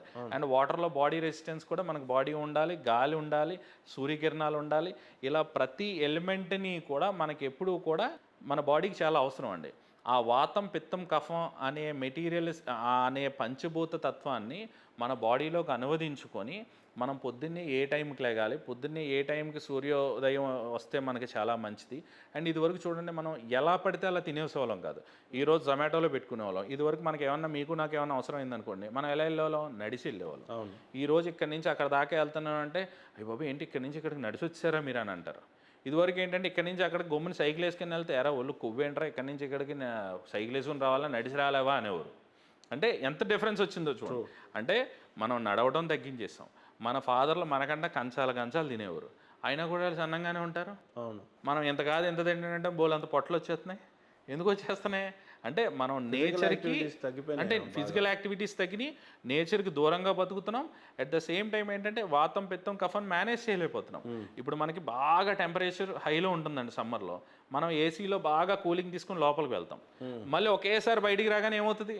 మళ్ళీ చల్లగా. అంటే బాడీలో నీకు ఆటోమేటిక్గా అన్ని చేంజెస్ జరిగిపోతాయి కదా. నీకు ఒకేసారి వేడి నీళ్ళలో చన్నీళ్ళలో వేడి నీళ్ళలో వేసేస్తా ఉంటే, ఈ రకంగా ఆ కాలంలో ఎండాకాలం ఉంటే భరించేవాడు. ఇంకోటి ఏంటంటే ఎండ ఇంత అలా ఉండేది కాదు. ఇప్పుడు ఏంటంటే ఏసీ పెట్టించుకున్నాడు, ఎండను దూరంగా తప్పించుకుంటున్నాడు. అంటే ప్రతి దానికి నువ్వు ఆల్టర్నేటివ్ తీసుకొని నువ్వు టెక్నాలజీని మధ్యలోకి తీసుకొస్తున్నావు. ఈ మధ్యలో ఎప్పుడైతే టెక్నాలజీ అనే దూరిందో ఆటోమేటిక్గా నీ బాడీ వ్యవస్థలోనే చాలా చేంజెస్ వచ్చాయి. ఇదివరకు ఏంటంటే మనకు ఒక చాక్లెట్ తినాలన్నా, ఇంకోటి తినాలన్నా, నేను ఆ సంవత్సరంలో ఎన్ని చాక్లెట్లు తిన్నానన్నా అనేది ఒలుచుకొని అన్నీ చేసుకొని మన పేపర్లోని పుస్తకాల్లో దాచుకునేవాళ్ళం. అంటే చాక్లెట్ కాయింతాలు అంటే, రే నేను ఇన్ని చాక్లెట్లు తిన్నాను రా అని అవతలవాడికి చెప్పుకుంటాను. ఈ రోజు జస్ట్ లైక్ దట్ డేల్ మనకి హ్యాండ్కి దొరికేస్తున్నాయి ప్రతి చిన్నపిల్లలకి, మనం చాలా ఈజీగా ఇచ్చేస్తున్నాం. అందుకని ఏంటంటే ఇక ఇప్పుడు ఫుడ్ అనేది ఏంటంటే చాలా ఈజీ టేకింగ్ అయిపోయిందండి. ఇదివరకు ఏంటంటే మనకి ఎవడో పుట్టినరోజు, ఎవడో మనకి పెళ్లి రోజు, మన పుట్టినరోజు వస్తే మమ్మీ డాడీతో బయటికి వెళ్ళేవాళ్ళం. ఇప్పుడు రోజు బయటికి వెళ్తాం, అంతే కదా. ఇప్పుడు ఎప్పుడో మన అదృష్టం బాగుంటే అందరం కలిసి కూర్చొని ఇంట్లో భోజనం చేస్తాం. అంటే రివర్స్ అయిపోయిందండి. ఎప్పుడైతే ప్రపంచం అనేది రివర్స్ అయిపోయిందో, అయిపోయేసరికి ఆటోమేటిక్గా ఏంటంటే ఈ చేంజెస్ అన్నీ వచ్చేయటం, ఎర్లీగా పడుకోకపోవటం, ఎర్లీగా లెగకపోవటం, ఈ అన్నిటి అలవాట్ల వల్ల ఏంటంటే మనిషి చాలా పాడైపోయాడు. ఈ విధంగా పాడైపోయి వాతం, పిత్తం, కఫాన్ అనేది మన బాడీలో సరైన మెయింటెనెన్స్ లేకపోవడం వల్లే మనకి ఈ జబ్బులు రావటం, ఇవన్నీ రావటం అని చెప్పి నేను అనుకుంటాను. అండ్ ప్రాక్టికల్గా కూడా అదే నిజం, అదే కనపడతా ఉంది. ఇప్పుడు ప్రతి ఒక్కడికి డైట్ తెలుసు, కానీ డైట్ చేయలేడు అంతే. డైట్ అంటే ఏముందండి, ఏమీ కాదు. నువ్వు ఎంత తినాలనుకుంటున్నావో నీ వంటగదిలో వండింది మాత్రమే తిను, టైంకి తిను, అంతే సరిపోతుంది. ఇది ఎప్పుడైతే ఫాలో అవుతూ ఉంటామో మనకి ఏ జబ్బులు ఏవి రావండి. ఇప్పుడు పొలం పనులు ఇవన్నీ చేసుకునే వాళ్ళు ఇప్పుడు కూడా బండగా పొలం జోలను చేసుకున్నాడు. ఆడు పొద్దున్నే ఇంట్లో వండుకొని ఇంత పట్టుకొని బాక్స్ పట్టుకొని వెళ్ళిపోతాడు. ఆడు పూటగా మొత్తం రోజుకు 2 సార్లే తింటాడు. అంటే ఆడు ఎప్పుడూ కూడా యోగిలాగే బతుకుతాడు. యోగిలా బతుకుతాడు, ఒళ్ళని కష్టపెట్టుకుంటూ ఉంటాడు కాబట్టి ఆడికి రోగాలు తక్కువ వస్తాయి. మీరు చూడండి, బిలో పావర్టీలో లైన్లో ఉన్నవాడు ఎవడో కూడా కోవిడ్లో పోలా. బాగా రిచ్ పీపుల్లోనూ అబవ్ మిడిల్ క్లాస్ ఉన్న వాళ్ళు అందరూ కట్టిస్తారు వరుస పెట్టి. అంటే వాడికి ఎక్కువ జబ్బులు ఉన్నాయి. కరెక్ట్. అందుకని ఏంటంటే మనం ఆ విధంగా చూడాలి. ఇందాక మీరు అన్నట్టు ప్రతి దాంట్లో టెక్నాలజీ ఇన్సిస్ట్ చేసుకోవడం బహుశా అది కూడా ప్రతి చాలా దాంట్లో అర్థం చేసుకోవాల్సిన విషయం. చిన్న చిన్న విషయాల్లో కూడా చాలా టెక్నాలజీ చిన్న విషయం, but it means a lot actually. బాగానే ఎండ టెంపరేచర్ని భరించకుండా అంతేనండి ఎందుకో భగవంతుడు మనకి ఇచ్చాడు అవి. ఇచ్చాడు. సరే అవి కాదు అని చెప్పేసి బయట ఉన్న 34 degrees టెంపరేచర్ని కాదనుకోండి లోపలికి వచ్చి 16 పెట్టుకుంటే నీకు బాడీ బ్యాలెన్స్ అవ్వదు కదా. అది కరెక్ట్. చాలా నువ్వు సడన్ గా బయటికి వెళ్ళిపోయేసరికి ఏంటంటే నీ బాడీలో చాలా చేంజెస్ అయిపోతాయి. అప్పుడు నీకు ఇది కావాలి అది కావాలని అనిపిస్తుంది. స్ప్రైట్ తాగేస్తారు, కూల్ డ్రింక్ తాగేస్తారు. ఇప్పుడు చాలా మంది మార్నింగ్ టిఫిన్ చేస్తే ఇదివరకు నేను చేసి ఉండాలి. మార్నింగ్ టిఫిన్ చేస్తే ఇప్పుడు మా బేవర్లో వేడి బజ్జీలు తింటే కూల్ డ్రింక్ తాగేస్తూ ఉంటాడు. అంటే నీకు బాడీలో లోపల ఆహారం ఉడకాలి. ఇప్పుడు మన చికెన్ ఉడకాలంటేనే కింద బోల్ అంత మంట పెట్టాలి, అంతే కదండి. అలాంటి చికెన్ మనం లోపల వెళ్ళిపోయిన తర్వాత పచనం అయిపోయి అది శక్తి కింద మారాలంటే లోపల నీకు ఎంత హీట్ కావాలి, చాలా ఎక్కువ హీట్ కావాలి. అందుకనే మనకు ఆయుర్వేదంలో కావచ్చు, పాత ఋషులు ఏం చెప్పేవారంటే నువ్వు తినే ½ an hour ముందు గోరువెచ్చని నీళ్ళు తీసుకో, లోపల పొట్టంతా రెడీగా ఉంటుంది. ఎప్పుడైతే నువ్వు ఆహారాన్ని లోపలికి వేస్తావో వేసిన తర్వాత ఇమీడియట్గా నువ్వు చన్నీళ్ళు తాగకూడదు, నీకు ఆపోజిట్ రియాక్షన్ అయిపోతుంది. అలా అయిపోకుండా నువ్వు కొంచెం గొంతు దిగడానికి ఇంత మాత్రమే వాటర్ తాగి మళ్ళీ ఒక 45 minutes తర్వాత మళ్ళీ ఒక గోరువెచ్చని నీళ్ళు తాగు. అప్పుడు నీ డైజెషన్ సమాప్తంగా క్లీన్ అయిపోతుంది. అలా కాకుండా నువ్వు వేడిది బాగా వేసి ఒక చల్లని కూల్ డ్రింక్ తాగుతాం, మన లోపలికి హాయిగా ఉన్నట్టు ఉంటుంది. అప్పుడు ఏమవుతుందంటే లోపల వేడి దాని మీద నువ్వు కూల్ డ్రింక్ చల్లదనం పోస్తావు, ఆటోమేటిక్గా ఏమవుతుంది, గ్యాస్ ఫామ్ అవుతుంది. అది డిస్టర్బెన్సే కదండి. ఇప్పుడు బాగా వేడి నీళ్ళల్లో మీరు చన్నీళ్ళు వేసారనుకో వేడి నూనెలో ఎలా ఉంటుంది, పేలిపోతుంది. కరెక్ట్. సేమ్ అలాగే అలాంటి పేలుడే లోపల జరుగుతూ ఉంటుంది. అలాగే కదా మనం పాడైపోతున్నాం. గౌతమ్ గారు చాలా చక్కగా చెప్తున్నారు. ప్రతి వాటికి కూడా ఇంకెనాలనిపిస్తూనే ఉంది. యాజ్ ఏ డెంటిస్ట్గా పళ్ళని ఏ రకమైన కేరింగ్ తీసుకోవాలి యాక్చువల్లీ? అంటే ఏదైనా తినే ముందు కానీ తిన్న తర్వాత కానీ పొద్దున్న లేస్తే బ్రష్తోనే ప్రారంభమయ్యే జీవితం.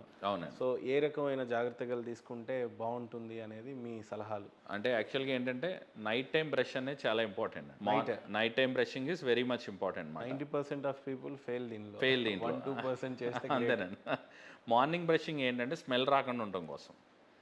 మార్నింగ్ బ్రష్ ఎందుకు చేసుకుంటాం అంటే స్మెల్ రాకుండా ఉండడం కోసం. నైట్ టైం బ్రష్ ఎందుకు చేసుకోవాలంటే నీ పళ్ళు పాడవకుండా ఉండాలి అని చెప్తానంటే నైట్ టైం బ్రష్ చేసుకోవాలి. అంటే మార్నింగ్ స్కిప్ అయినా పర్లేదు కానీ అంతేగాని నైట్ టైం అనేది కంపల్సరీ చేసుకోవాలి. అంటే మార్నింగ్ నుంచి తిన్న ఆహారం అంతా కూడా నైట్ అంతే కదా మరి. అదంతా కూడా మనం నైట్ పడుకున్నప్పుడు అంతా డ్రైలో ఉంటాం. ఉన్నప్పుడు ఏంటంటే క్రిములు చాలా యాక్టివ్గా మనకు వర్క్ చేసుకుంటాక మనం బోలంత టైం ఇచ్చేస్తాం వాటికి. మీరు ఎంత కాంట్రవర్సీ చెప్పారంటే ఇప్పుడు ఇన్ని రోజులు చేస్తుందంతా రాంగ్ బ్రషింగ్ అయితే అంతేనండి. అది చిన్నపిల్లల రైమ్స్ లాగా పొద్దున్న లేవాలి బ్రష్ చేయాలి కూడా అదంతా అబద్ధం అయితే. పొద్దున్న బ్రష్ చేసుకోవాలండి కంపల్సరీ, కానీ ఏంటంటే night time brushing is very much important అనమాట. మార్నింగ్ బ్రషింగ్ ఏంటంటే మనకి స్మెల్ రాకుండా ఉండి మన నోట్లో ఉన్న ఆహారం అంతా కూడా మార్నింగ్ అరిగిపోయి పచనం అయిపోయి ఉంటుంది కాబట్టి మనకు కొంతమంది నోరు మూసుకొని ఉంటాం కాబట్టి ఆ బాడీలో ఉన్న గ్యాసెస్ అంతా కూడా నోటి దగ్గరకు ఉండి అక్కడ ఆగిపోయి ఉంటాయి. అందుకే పొద్దున్నే మనం లేచిన వెంటనే కూడా బ్యాడ్ స్మెల్ రావడానికి కారణం ఏంటంటే మనకు అది నోటి దగ్గర నుంచి వచ్చే స్మెల్ కాదు, మన కడుపులోంచి వచ్చే స్మెల్. మీరు నైట్ అంతా మేల్కొని ఉండండి, పగల నోటికి ఏమైనా స్మెల్ వస్తుందా మనకి? వాడికి రాదు స్మెల్. అంటే నైట్ గ్యాసెస్ అన్నీ కూడా ఫామ్ అయిపోయి ఉంటాయి కాబట్టి అవన్నీ కూడా మనకి బ్యాడ్ స్మెల్ రూపంలో బయటకు వచ్చేస్తాయి. అందుకని ఏంటంటే పగల బ్రషింగ్ కేవలం స్మెల్ రాకుండా ఉండడం కోసం చేసుకుంటాం. రాత్రి బ్రషింగ్ ఏంటంటే క్రిములు రాకుండా ఉండాలని రాత్రి బ్రష్ చేసుకోవాలి. అండ్ ప్రతి నెల కొంతమంది ఏంటంటే పళ్ళు తెల్లగా ఉండాలని ప్రతి నెల కొత్త బ్రష్ మార్చేస్తారు. అలా మార్చకూడదు. ఒక బ్రష్ వచ్చి మినిమం 2.5 to 3 months వాడాలి. 3 months కంటే పైన వాడకూడదు, అలాగని చెప్పి 3 months కన్నా లోపల వాడకూడదు. అండ్ ఇంకోటి ఏంటంటే సెన్సిటివిటీ పేస్ట్ నాకు బాగుంది కదా, నాకు బాగా సెన్సిటివిటీ పనిచేస్తుందని 365 days సెన్సిటివిటీ పేస్ట్ వాడకూడదు. ఎందుకంటే ఆ సెన్సిటివ్ అది రెసిస్ట్ అయిపోతుంది. ఇప్పుడు ఒక బ్రష్ 2 months కాకుండా 15 days వాడి పడేస్తే మంచిదేనేమో కదా. మంచిది బ్రష్ రావటం అంటే చాలా మంది ఏంటంటే కొత్త బ్రష్ వాడటం వల్ల కొత్త బ్రిస్టల్స్ చాలా స్ట్రాంగ్ గా ఉంటాయి. అందుకని ఏంటంటే వాడు గట్టిగా తోమేస్తాడు. అంటే వాళ్ళ కాన్సన్ట్రేషన్ ఏంటంటే ఎంతసేపు కొత్త బ్రష్ మార్చుకోవడం వల్ల గట్టిగా తోమాలి, నాకు స్ట్రాంగ్ గా బ్రిస్టల్స్ లేకపోతే చేసుకున్న ఫీలింగ్ ఉండదు. ఆ ఫీలింగ్ లేకపోవడం వల్ల ఏంటంటే అతను గట్టిగా తోమి పన్నుకి చిగురుకుండే మార్జిన్లు అరగ తీసేస్తాడు. అలాగేమో చిగుర్లకేమో రెసిషన్ అనే ప్రాబ్లం వస్తుంది, పళ్ళుకేమో సర్వైకల్ అబ్రెషన్స్ అనే ప్రాబ్లం వచ్చి మెకానికల్ డ్యామేజ్ మాట. మెకానికల్ డ్యామేజ్ చేసి పళ్ళు సలుపులు పెరిగిపోవడానికి కారణం ఇది. ఆ చిగుర్లు అరగదీసేయడం వల్ల ఏంటంటే ఆ పళ్ళ మధ్యలోనే మనకు ఆహారం ఇరుకు, ఈ విధమైన డ్యామేజ్ ఉంటుంది. అందుకని ఏంటంటే సాఫ్ట్ బ్రషెస్ తీసుకోవాలి. క్రాస్ బ్రషింగ్ టెక్నిక్ ఉంటుంది, ఆ విధంగా క్రాస్ బ్రషింగ్ టెక్నిక్ యూజ్ చేసుకుంటా ప్రతి ఎవ్రీ 6 months to 8 monthsకి ఒకసారి క్లీన్ చేయించుకుంటాం. ప్రతి ఒక్కరికి అపోహ ఏంటంటే ప్రతి 8 నెలలకో క్లీన్ చేసుకుంటా ఉంటే పళ్ళు అరిగిపోతాయి అనుకుంటాం. పళ్ళు ఏమీ అరిగిపోవండి అవి. అందుకని ఏంటంటే మనం ఎంత తిన్నా ఎంత చేసినా కూడా, మనం ఎంత తుడుచుకున్నా, మన ఇంటికి బూజులు ఎలా పడతా ఉంటాయో, పండగలకి ఎలా క్లీన్ చేసుకుంటామో అలాగే మనం ఎంత తిన్నా ఏం చేసినా పళ్ళ మధ్యలో ఎంతో కొంత ఇరుక్కుపోయే ఉంటాయి. అవన్నీ క్లీన్ చేసుకుపోవటం వల్ల ఏంటంటే మనం పెద్ద పెద్ద డిసీజెస్ నుంచి దూరంగా ఉండొచ్చు. ఒక పన్ను పుచ్చు స్టార్ట్ అయ్యి రూట్ కెనాల్ స్టేజ్కి వెళ్ళాలంటే 1.5 year to 2 years పడుతుంది. మనం ఎవ్రీ 6 monthsకి ఒకసారి జనరల్గా డెంటిస్ట్ రివ్యూలో ఉంటే మనం అలాంటి కాస్ట్లీ ట్రీట్మెంట్స్ నుంచి బయటపడవచ్చు. కానీ ఏంటంటే డెంటల్ అనేసరికి నెగ్లిజెన్సీ ట్రీట్మెంట్, అంటే నొప్పి వస్తే కానీ డాక్టర్ దగ్గరికి వెళ్తాం. అంతే. కొంతమంది వచ్చి వాదిస్తారు కూడా, నాకు నొప్పి లేదండి ఎందుకంటే రూట్ కెనాల్ అంటున్నారండి. అందుకని ఏంటంటే నొప్పి ఒకటే క్రైటీరియా కాదండి. అందుకని నొప్పి క్రైటీరియా కాకుండా ఎవ్రీ 6 months to 8 months వెళ్ళి నువ్వు జనరల్ క్లీనింగ్ చేయించుకోవడం వల్ల 98% డెంటల్ ప్రాబ్లమ్స్ నుంచి మనం దూరంగా ఉండొచ్చు, అండ్ కాస్ట్లీ ట్రీట్మెంట్స్ నుంచి మనం దూరంగా ఉండొచ్చు. అది ఆడియన్స్ అంతా గమనించాలి. ఒకసారి నేను మళ్ళీ మీకు చెప్తుంది ఏంటంటే డే బ్రష్ అనేది అది చిన్నప్పుడు ఏదో రివర్స్లో నేర్పించారు అని అనుకోవాలి. నిజంగా వాస్తవంగా కూడా డే అంతా 3 times భోజనం చేస్తుంటాం కాబట్టి నైట్ బ్రష్ అనేది 99% పీపుల్ కాదు 100% పీపుల్ వాడడం మంచిదేమో అనేది ఉద్దేశం. అదే రెండోది టీత్ని ప్రతిరోజు యంగ్స్టర్స్గా ఉంటాం, 30-35 ఏజ్ వచ్చేంత వరకు పెద్దగా ప్రాబ్లమ్స్ రాకపోవచ్చు, కానీ బట్ 6 months 1 year అనేది కంపల్సరీ, అది కంపల్సరీ మనం చూపించుకోవాలి. లాస్ట్లో రూట్ కెనాల్ వరకు వెళ్ళి తెచ్చుకొని కొన్నిసార్లు పీకేయాల్సి వస్తుంది, కొన్నిసార్లు రూట్ కెనాల్ చేయాల్సి వస్తుంది. 32లో దీన్ని అప్రోప్రియేట్ చేసి పేద ప్రజల కోసం ఏంటంటే ఫ్యామిలీ కార్డ్ అని పెట్టి నేను 250 రూపీస్కే 1 year వ్యాలిడిటీ కార్డు ఇస్తాను. అంటే 250 రూపాయలకి 1 year వ్యాలిడిటీ. అంటే భార్య భర్త ముగ్గురు పిల్లలు. అంటే ఇది ఒక సైకిల్ షాప్ అని చూసి వాడి కోసం వాడికి ఏదైనా మేలు చేయాలని నన్ను అనుకొని వచ్చిన థాట్ మాట. గ్రేట్. అలా భార్య భర్త ముగ్గురు పిల్లలు అంటే ఆడు ఎవ్రీ 5 monthsకి ఒకసారి వచ్చి 300 వదిలించుకోవాలంటే ఆడికి అయిపోతుంది అండి అప్పుడే. అంటే ఆడు భయపడతాడు ఫస్ట్.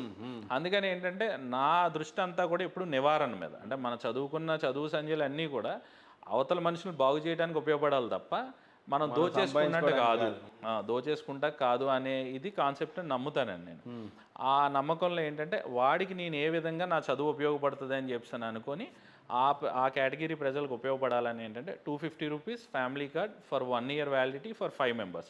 అంటే ఇప్పుడు నాకు చదువు చెప్పించింది అడిగి ట్రీట్మెంట్ చేస్తే డబ్బులు తీసుకోవచ్చు, ఏదో చూసి 4 మంచి మాటలు చెప్పడానికి కూడా డబ్బులు ఎందుకు? వాళ్ళు అలాగని ఫ్రీ అని పెట్టామనుకోండి మనకు ఖాళీ ఉండదు. ఫ్రీ అని చెప్పి మన ఇండియాలో అనకూడదు, ఎందుకంటే అంటే దాన్ని ఆడు సద్వినియోగంగా వినియోగం అంటే 2 రకాల జనం ఉన్నారు. అందుకని ఏంటంటే బ్యాలెన్స్డ్గా పెట్టాలి, వాడికి ఎంతో కొంత క్రమశిక్షణ ఉండాలని నేను ఆ 250 రూపీస్ పెట్టాను. దీంట్లో కూడా ఏంటంటే 500 రూపీస్ దాంట్లో క్లీనింగ్, అంటే ఫ్యామిలీ కార్డులో 500 రూపీస్ క్లీనింగ్, మళ్ళీ 6 months తర్వాత సెకండ్ క్లీనింగ్ ఫ్రీ. రైట్. అంటే ఎప్పుడైతే వాడు ఒక కార్డులో ఉండి 500 రూపాయలు ఖర్చు పెట్టుకుంటాడో, అంటే 5 పిల్లల మీద 2500 రూపాయలు వాళ్ళు ఖర్చు పెట్టుకున్నారు అనుకోండి, అంటే ఇయర్కి ఆడ బడ్జెట్ డెంటల్ మీద 2500 రూపీస్. 2500 రూపీస్కి 5 members న్యాయం జరుగుతుంది కదా, కాస్ట్లీ ట్రీట్మెంట్స్ నేను నివారించగలను కదా. అలా ఒక మిడిల్ క్లాస్ ఫ్యామిలీకి 32 డెంటల్ కేర్ ఉపయోగపడుతుందా లేదా, అలా నేనేంటంటే నా వచ్చిన ఆలోచనలన్నీ ఆ విధంగా. అంటే మన బ్రెస్సింగ్ సిస్టమ్ చెప్పారు. రెండోది వచ్చేసి సర్వీసింగ్ లాగానే ఎవ్రీ 6 monthsకి ఒకసారి డెంటిస్ట్ కంపల్సరీ. ఇంకొక క్వశ్చన్ ఏంటంటే నాది, నాన్ వెజ్ తిన్న వాళ్ళకి టీత్స్ ఎలా ఉంటాయి, వెజ్ తినే వాళ్ళకి టీత్స్ ఎలా ఉంటాయి? నిజంగానే ఆహారపు అలవాట్ల వల్ల టీత్ ఏ రకంగా మారుతూ ఉంటుంది ఎప్పుడైనా గమనించారా మీరు? అంటే నాన్ వెజ్ ఇది కాదండి, చూయింగ్ హ్యాబిట్ ఎలా ఉన్నది అనేది మెయిన్. అదే మనం నాన్ వెజ్ తిన్నప్పుడు చూయింగే ఎక్కువ చేస్తారు గట్టిగా, అంటే 2 రకాలుగా స్ట్రాంగ్ గా గమనించారా? అంటే అలా లేదా వెజ్ తినే వాళ్ళకి స్ట్రాంగ్ గా గమనించారా? ఇప్పుడు నాన్ వెజ్ లో బోన్లెస్ తినే వాళ్ళు కూడా చాలా మంది ఉంటారు. అందుకని ఏంటంటే ఎక్కువసేపు ఎవరు తింటున్నారు అని. ఓకే. అంటే ఏంటంటే ఇప్పుడు వెజ్ లో కూడా మలార్ పండ్లు ఉంటాయి, ఏరుశనగపప్పు పండ్లు ఉంటాయి, ఇవన్నీ కూడా నాన్ వెజ్ కంటే చాలా స్ట్రాంగ్ గా ఉంటాయి. అందుకని ఏంటంటే మనకి ఏ రేంజ్ ఆఫ్ గట్టి వస్తువులు తింటున్నాం, అంటే మలార్ పండ్లో ఏరుశనగపప్పు పండ్లో డైరెక్ట్ ఇక్కడ పెట్టి కొరికేస్తున్నామా, డైరెక్ట్ బాటిల్ మూతలను ఇలా నోట్తో ఓపెన్ చేసేయటం, ఎక్కువసేపు ఎంతసేపు గ్రైండ్ చేసి తింటాం. ఇప్పుడు కొంతమంది జంతికలు హాట్ ఉన్నాయనుకోండి, పరా నవిలు ఎక్కువసేపు నవిలు తింటానే ఉండాలి. అప్పుడు గిన్నెడే ఎంత పెట్టుకున్నాడంటే అంతసేపు నవలాలి. అందుకని ఏంటంటే మనకి చూయింగ్ హ్యాబిట్ ఎంతసేపు చూ చేస్తాం అనే దాని మీద మన పళ్ళు అరుగుదల ఉంటుంది. అంటే తిన్న తర్వాత పుక్కిలించుకుంటాం కూడా చాలా ఇంపార్టెంట్. ఏంటంటే అన్నిటికంటే ఇప్పుడు మీరు పెళ్ళిళ్ళకి ఎక్కడికి వెళ్తారు, ఇప్పుడు నా దగ్గరికే మీరు ఇక్కడికి వచ్చినప్పుడు ఏంటంటే మీరు నోరు పుక్కిలించుకోవాలి. ఇప్పుడు నేను ఇక్కడ షింక్ ఫెసిలిటీ లేకపోతే ఇప్పుడు మీరు ఆఫీస్లోనో అట్లోనో అంటే పాష్గా మీ పక్కన అంతమంది ఉన్నారంటే అంతమంది ముందు నోరు పుక్కిలించుకోవాలంటే ఇబ్బంది ఉంటుంది. జస్ట్ కడుక్కొని వచ్చేస్తారు. ఇప్పుడు అపార్ట్మెంట్లో ఏం చేస్తారు, షింక్ కిచెన్లోకి వెళ్ళి కడుక్కుంటారు. కిచెన్లోకి వెళ్ళి కడుక్కుంటే అక్కడ ఉండటానికి ఉండదు, ఎందుకంటే రోజు అక్కడ అంట్లు తోముతారు కాబట్టి ఉంటాయి పక్కనే. అందుకని అక్కడ ఒక బాధ. మీరు పాతకాలంలో చూడండి, వాళ్ళందరూ ఏంటంటే గట్టిగా అనుకొని ఇలా అనేసుకొని గట్టిగా చేసుకొని పుక్లీన్ చేసుకొని వస్తూ ఉంటారు. వాళ్ళ పళ్ళే స్ట్రాంగ్గా ఉంటాయి. అందుకని ఏంటంటే ఇప్పుడు ఒక పాత్రని ఉండొద్దు అంతేనండి. ఇప్పుడు మీకు ఒక పాత్ర ఉందనుకోండి, ఒక పాత్రలో మీరు ఆయిల్ ఫ్రై బాగా చేస్తారు, చేసిన పాత్రని నీళ్ళల్లో నానచేసి తర్వాత రోజు మీరు క్లీన్ చేసుకుంటూ పెడితే చాలా ఈజీగా వదిలిపోతుంది. అలా కాకుండా డ్రైగా వదిలేసి తర్వాత చేస్తే ఎంతో కొంత రెమినెన్స్ ఉండిపోతుంది. అలాగే నువ్వు తిన్న వెంటనే నోరు పుక్కిలించుకోకుండా నెక్స్ట్ డే మార్నింగ్ వరకు దాన్ని అలా ఉంచేసి డ్రై చేసేయడం వల్ల నువ్వు ఎంత క్లీన్ చేసుకున్నా బ్రష్కి అందకుండా ఉండి ఎంతో కొంత రెమినెన్స్ ఉండిపోతుంది. ఆ రెమినెన్స్ కొంచెంగా ఉండిపోయి క్యాలిక్యులస్ కింద మారుతుంది అండ్ లోపల ఇంట్రాడెంటల్గా వెళ్ళిపోతుంది, పుచ్చులు పట్టేస్తూ ఉంటాయి. ఈ విధంగానే ఫుడ్ లాడ్జ్మెంట్ వల్ల వస్తుంది. అందుకని సాఫ్ట్వేర్ వాళ్ళు అందరూ కూడా వాళ్ళు నోరు పుక్కిలించుకోరు, అంటే వాడు ఏదో అవమానంగా ఫీల్ అవుతుంది. అలాంటి వాళ్ళందరికీ నా సజెషన్ ఏంటంటే, మీరు ఫుడ్ తింటూ ఉంటారు కదా, తింటున్నప్పుడే కొంచెం వాటర్ తీసుకొని తాగుతారు. ఆ వాటర్ తీసుకున్నప్పుడు ఇలాగ అనుకొని మింగేసేయండి. మీ ఫుడ్డే కాబట్టి ఏమవుతుంది, లోపలికి వెళ్ళిపోతుంది. అలా అట్లీస్ట్ ఏంటంటే మీరు వాటర్ తాగుతున్నప్పుడే అనుకొని చేయాలి. ఎక్కువ మందికి ఇక్కడే ఎక్కువ గారపడుతూ ఉంటుంది. ఇలా పుక్కిలిస్తారు కాబట్టి వెనకాల బాగానే ఉంటుంది, ఇక్కడ పుక్కిలిచ్చరు, ఇలా పుక్కిలిస్తూ ఉంటారు. ఎదర కూడా ఎక్కువైతే ఎప్పుడు గార్గిల్ చేసుకుంటూ ఉంటారో అప్పుడు ఎదర కూడా మనకి ఏంటంటే క్రిములు అటువంటివి అన్నీ ఉండకుండా ఉంటాయి. ఆ విధంగా ఏంటంటే ఫుడ్ లాడ్జ్మెంట్ అనేది చూసుకోకుండా ఉండటం అన్నిటికంటే మేజర్ ఇంపార్టెంట్ అండి డెంటిస్ట్రీలో. గౌతమ్ గారు చాలా చిన్న విషయాలను చాలా బాగా చెప్తున్నారు.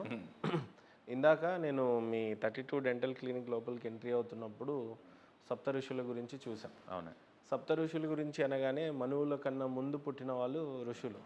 ఈ రోజుల్లో మన తరాలు అంటే మన అమ్మ నాన్న తాత ఇంకా ముత్తాత గుర్తుంటే గ్రేట్, మన తాత ఇక అసలే ఉండదు. అవును, ఈ తరాలనే గుర్తు కూడా పెట్టుకొని యంగ్స్టర్స్ని చూసాం.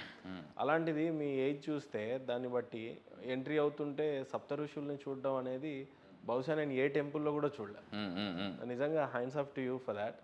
అండ్ రైట్ సైడ్లో చూస్తే ఫ్రీడమ్ ఫైటర్స్ ఉన్నారు. ఫ్రీడమ్ ఫైటర్ ఈజ్ ఫైన్, కానీ ఇక్కడ సప్త ఋషుల్ని పెట్టడం, అసలు సప్త ఋషులని తీసుకొచ్చి ఇక్కడ పెట్టాలి అనే కాన్సెప్ట్ ఏంటి?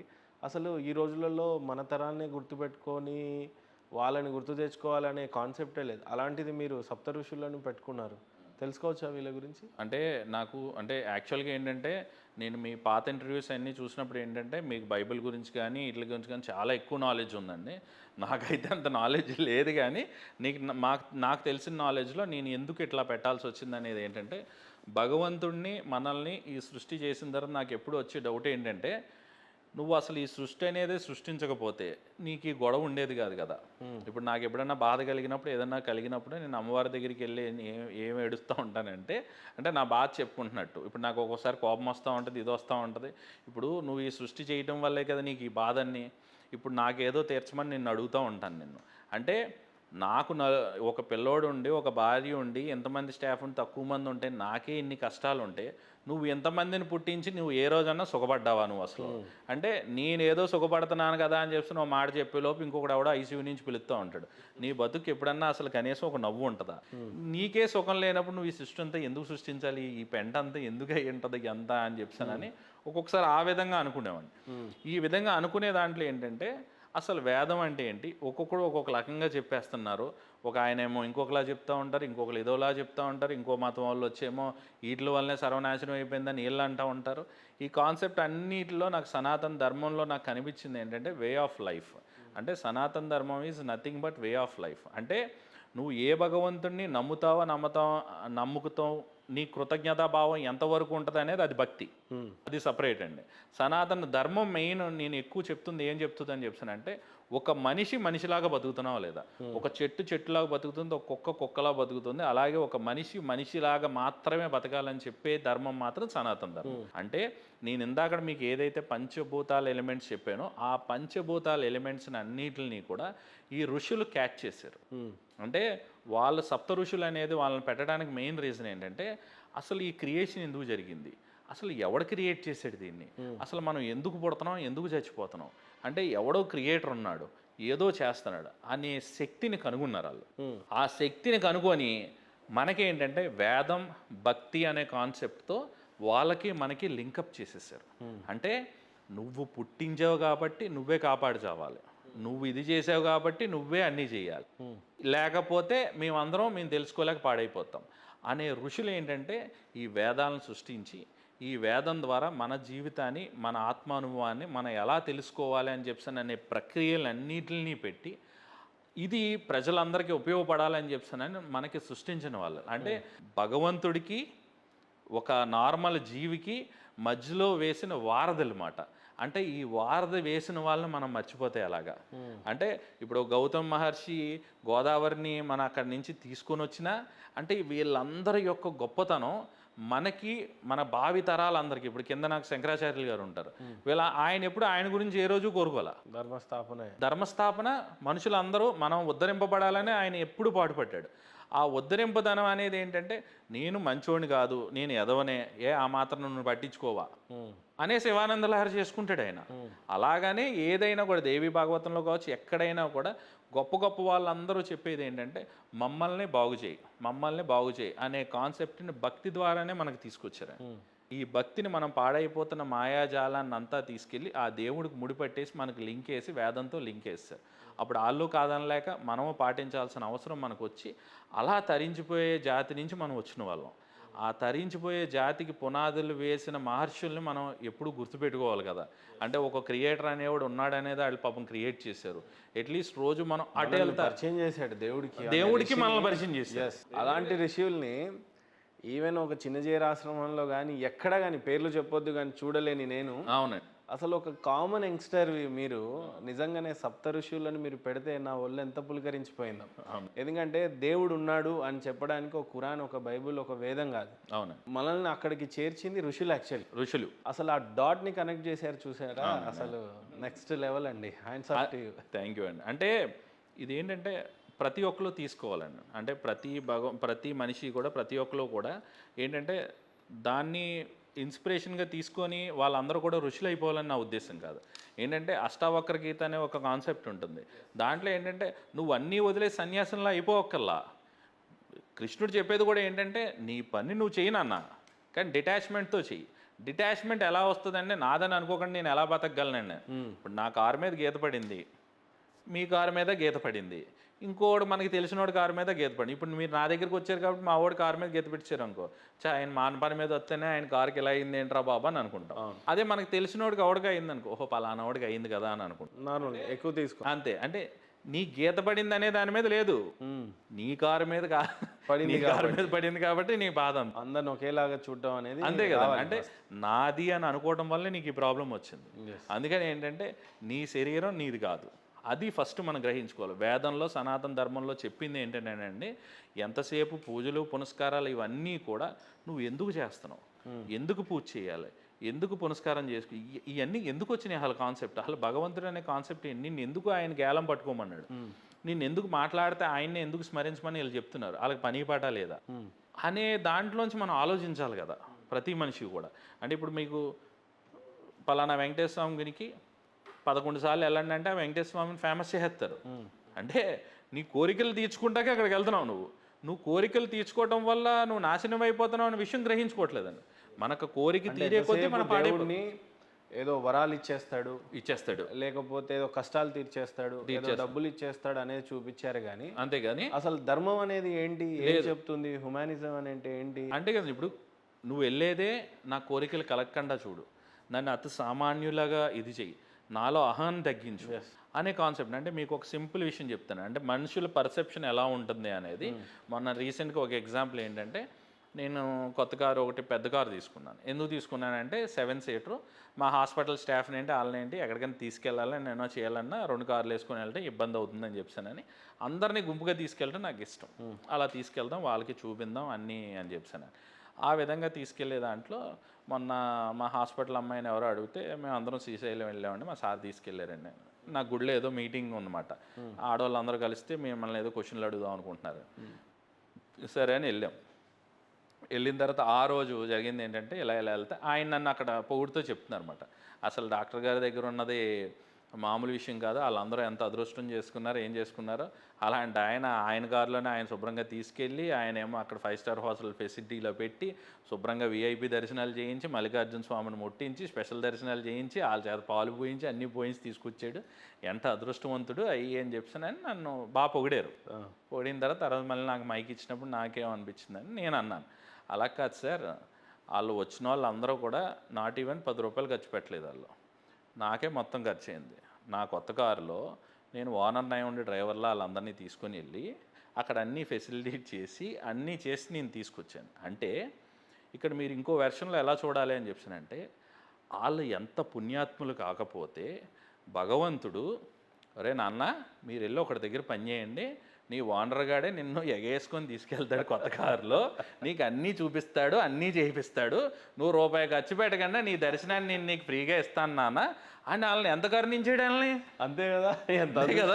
ఇప్పుడు నేనంటాను అదేంటంటే నాకు 25,000 వదిలిని నేను అదృష్టవంతుని ఎందుకు వద్దాను, వాళ్ళ కదా అదృష్టవంతులు అంటాను నేను. అంతే కదా. ఇప్పుడు అదృష్టవంతులు వాళ్ళు ఎందుకు రూపాయి ఖర్చు పెట్టలేకుండా విఐపి దర్శనం చేసుకుని వచ్చారు వాళ్ళు. మళ్ళీ నెల జీతం రానే వస్తుంది. ఇప్పుడు నాకు కదా డబ్బులు వదిలేసి. అందుకని ఏంటంటే భగవంతుడు వాళ్ళకి మేలు లేడని కూడా ఉన్నాడు. భగవంతుడు వాళ్ళకి మేలు చేసాడు. అందుకని ఏంటంటే ఇప్పుడు నేను ఆ పర్సెప్షన్లో ఆలోచించాను అనుకోండి, అప్పుడు ఏమనిపిస్తుంది అంటే నాకు అహం తగ్గుతుంది.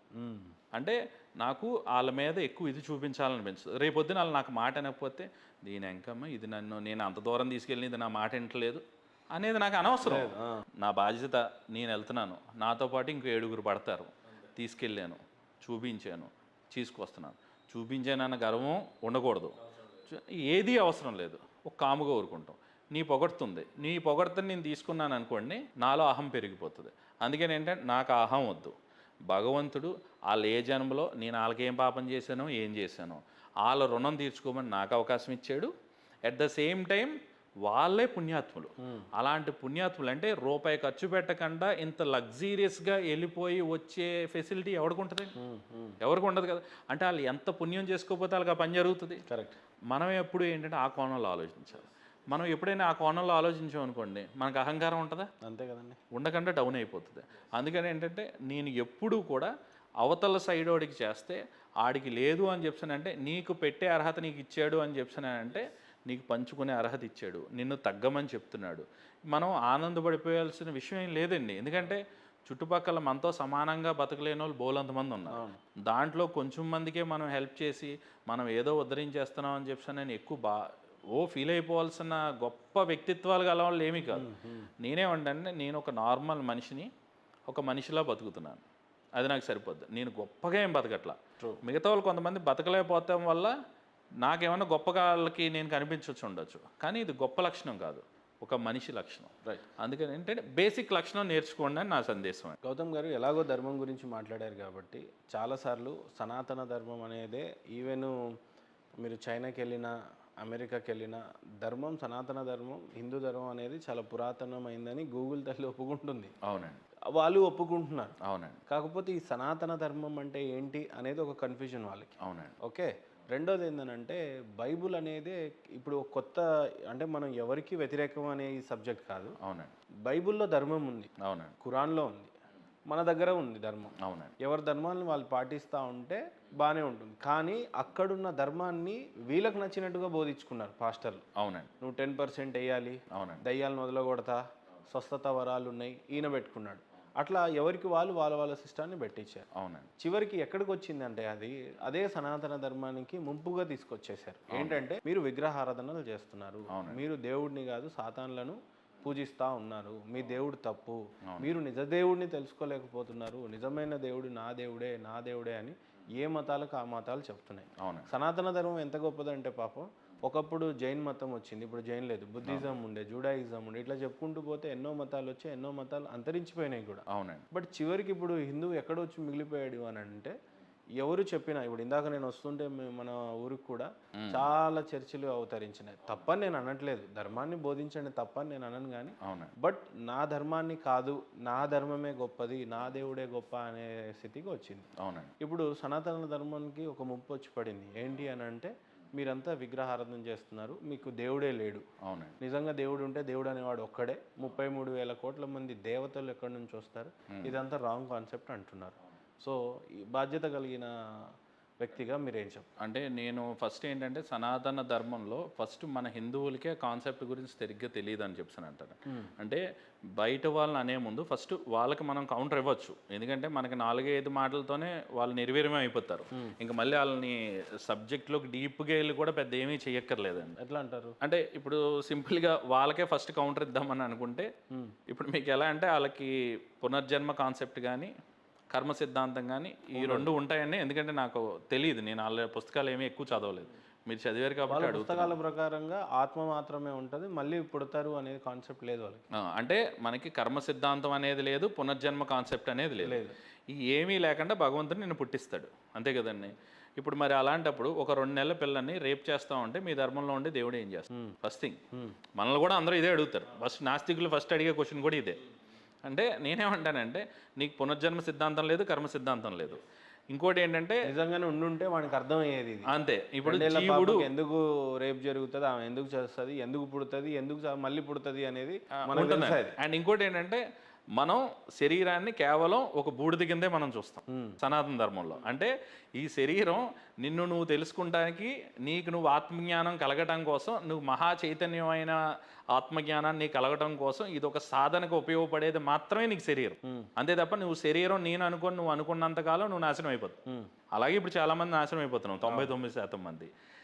ఇది పక్కన పెడితే నీకు ఈ కాన్సెప్టే నీకు లేదు. ఫస్ట్ ఈ కాన్సెప్ట్ లేనప్పుడు మిగతా 2 దేవుళ్ళు కూడా ఎవరైతే అని అనుకుంటున్నారో వాళ్ళ 2 దేవుళ్ళు ఒక 2 నెలల పిల్ల కానీ వీళ్ళు కానీ రేప్ చేస్తా ఉంటే నీకు పునర్జన్మ సిద్ధాంతం లేదు, ఏమీ లేదు. లేనప్పుడు భగవంతుడు నిన్ను వచ్చి ఎందుకు కాపాడలేడు. మళ్ళీ వాళ్ళ మతాన్ని పుచ్చుకోవాలంటే బాప్తిజం అనేది ఒక డేట్ వచ్చింది, ఇంకొకటి ఇటు సైడ్ ఉంది వాళ్ళకు కూడా, అంతే కదా. మరి ఇప్పుడు ఈ 2 ఏళ్ల పాపకి పాపం బాప్తిజం పొందకపోతే అసలు నరకంలో కానీ స్వర్గంలో కానీ అసలు నువ్వేం చేస్తున్నావు, భగవంతుడు ఏం చేస్తున్నాడు అనేది నా క్వశ్చన్. ఇప్పుడు నీకు ఈ కాన్సెప్ట్, ఈ పునర్జన్మ కర్మ సిద్ధాంతం అనే కాన్సెప్ట్ లేనప్పుడు నువ్వు 2 నెలల పాపను పుట్టించడం ఎందుకు, దాన్ని రేప్ చేసి చంపేస్తున్నావు అంటే నువ్వు చూసి ఊరుకోవడం ఎందుకు? నువ్వు 2 నెలల పాపకే న్యాయం చేయలేని ముందు మన పునర్జన్మ కర్మ సిద్ధాంతం ఈ రెండు గురించి కొద్దిగా చెప్పండి, మన హిందూ సోదరులకు తెలియాలి. అంతే కదా. అదే పునర్జన్మ కర్మ సిద్ధాంతం ఈ 2 లేకపోవడం వల్ల అంటే భగవంతుడు అనేది అప్పుడు అలాంటప్పుడు మీ పార్వతీ పరమేశ్వరులు ఏం చేస్తారండి ఈ కాన్సెప్ట్లో అనుకునేటట్టయితే, నేనేమంటానంటే నా దగ్గర 100 చొక్కాలు ఉన్నాయి, ఒక చొక్కా చిరిగిపోవడం వల్ల నేను మిగతా నాకు పెద్ద బాధ ఏమీ లేదు. అందుకని ఏంటంటే 100 జన్మలు ఉన్నాయి కాబట్టి ఈ జన్మకి నాకు శరీరం ఒక చొక్కా లాంటిది, అంతే. అందుకని ఏంటంటే ఒక హిందువు సనాతన ధర్మం పాటించేవాడు ఎప్పుడూ వాడిని ఆత్మలాగే చూడాలి, అది ఫస్ట్ కాన్సెప్ట్ అండి. ఆత్మలాగా నీకు చూస్తున్నావు అని చెప్పానంటే నీకు శరీరంతో నీకు పని లేదు. అందుకని ఏంటంటే నువ్వు శరీరం, నువ్వు పుడుతున్నావు, ఇవన్నీ చేస్తున్నావు అని చెప్పానంటే ఇవన్నీ నీకు రెస్పాన్సిబిలిటీస్, బాధ్యతలు, ఇదంతా వేరు. అందుకని ఏంటంటే హైందవుడు అనేవాడు కర్మ సిద్ధాంతాన్ని పాటించేవాడు, సనాతన ధర్మాన్ని చూసేవాడు ఎప్పుడు నేను ఈ శరీరాన్ని కాదు అనుకునే ఫస్ట్ ఆ ఇదితోనే మనం ఎప్పుడు గుడికి వెళ్ళాలి. ఏది పూజించుకున్నా కూడా మనకు ఆత్మజ్ఞానం కలగాలనే చూడాలి.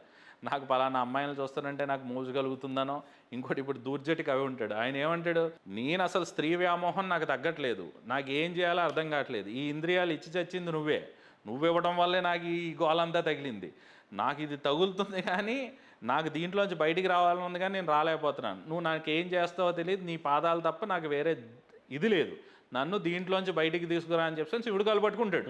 అంటే అంతలాగా పట్టుకుంటావు. అంటే నేను ఇది కాదని తెలుస్తుంది కానీ నాకు ఈ శరీరం నాకు కావాలని అనిపిస్తుంది. నీకు నిష్కార కర్మ చేసే మెయిన్ ఉపదేశం అనేది మన శరీరానికి వర్తించట్లేదు.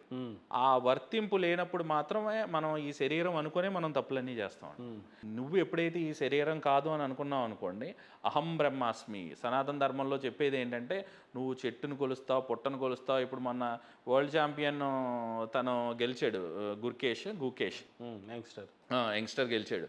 ఆయన చెస్కి ఇలా దండం పెట్టుకున్నాడు లాస్ట్లో. అంటే తన్ని గొప్పవాడిని చేసింది ఆ చెస్. అంటే నువ్వు చెస్కి దండం పెట్టుకో అంటే నీకు సనాతన ధర్మంలో నేర్పిస్తుంది ఏంటి, నీకు నీళ్లు తాగితే బతుకుతావు నమస్కారం చేసుకో, నీకు సూర్యుడు లేకపోతే నువ్వు ఉండలేవు నమస్కారం చేసుకో, నువ్వు భూమి నీకు రోజు పంట పండాలి అన్నీ చేసుకోవాలి నమస్కారం చేసుకో, నీకు వాన పడాలి దాన్ని విగ్రహం అని వీడు అంటే ఇంకా నమస్కారం చేసుకో.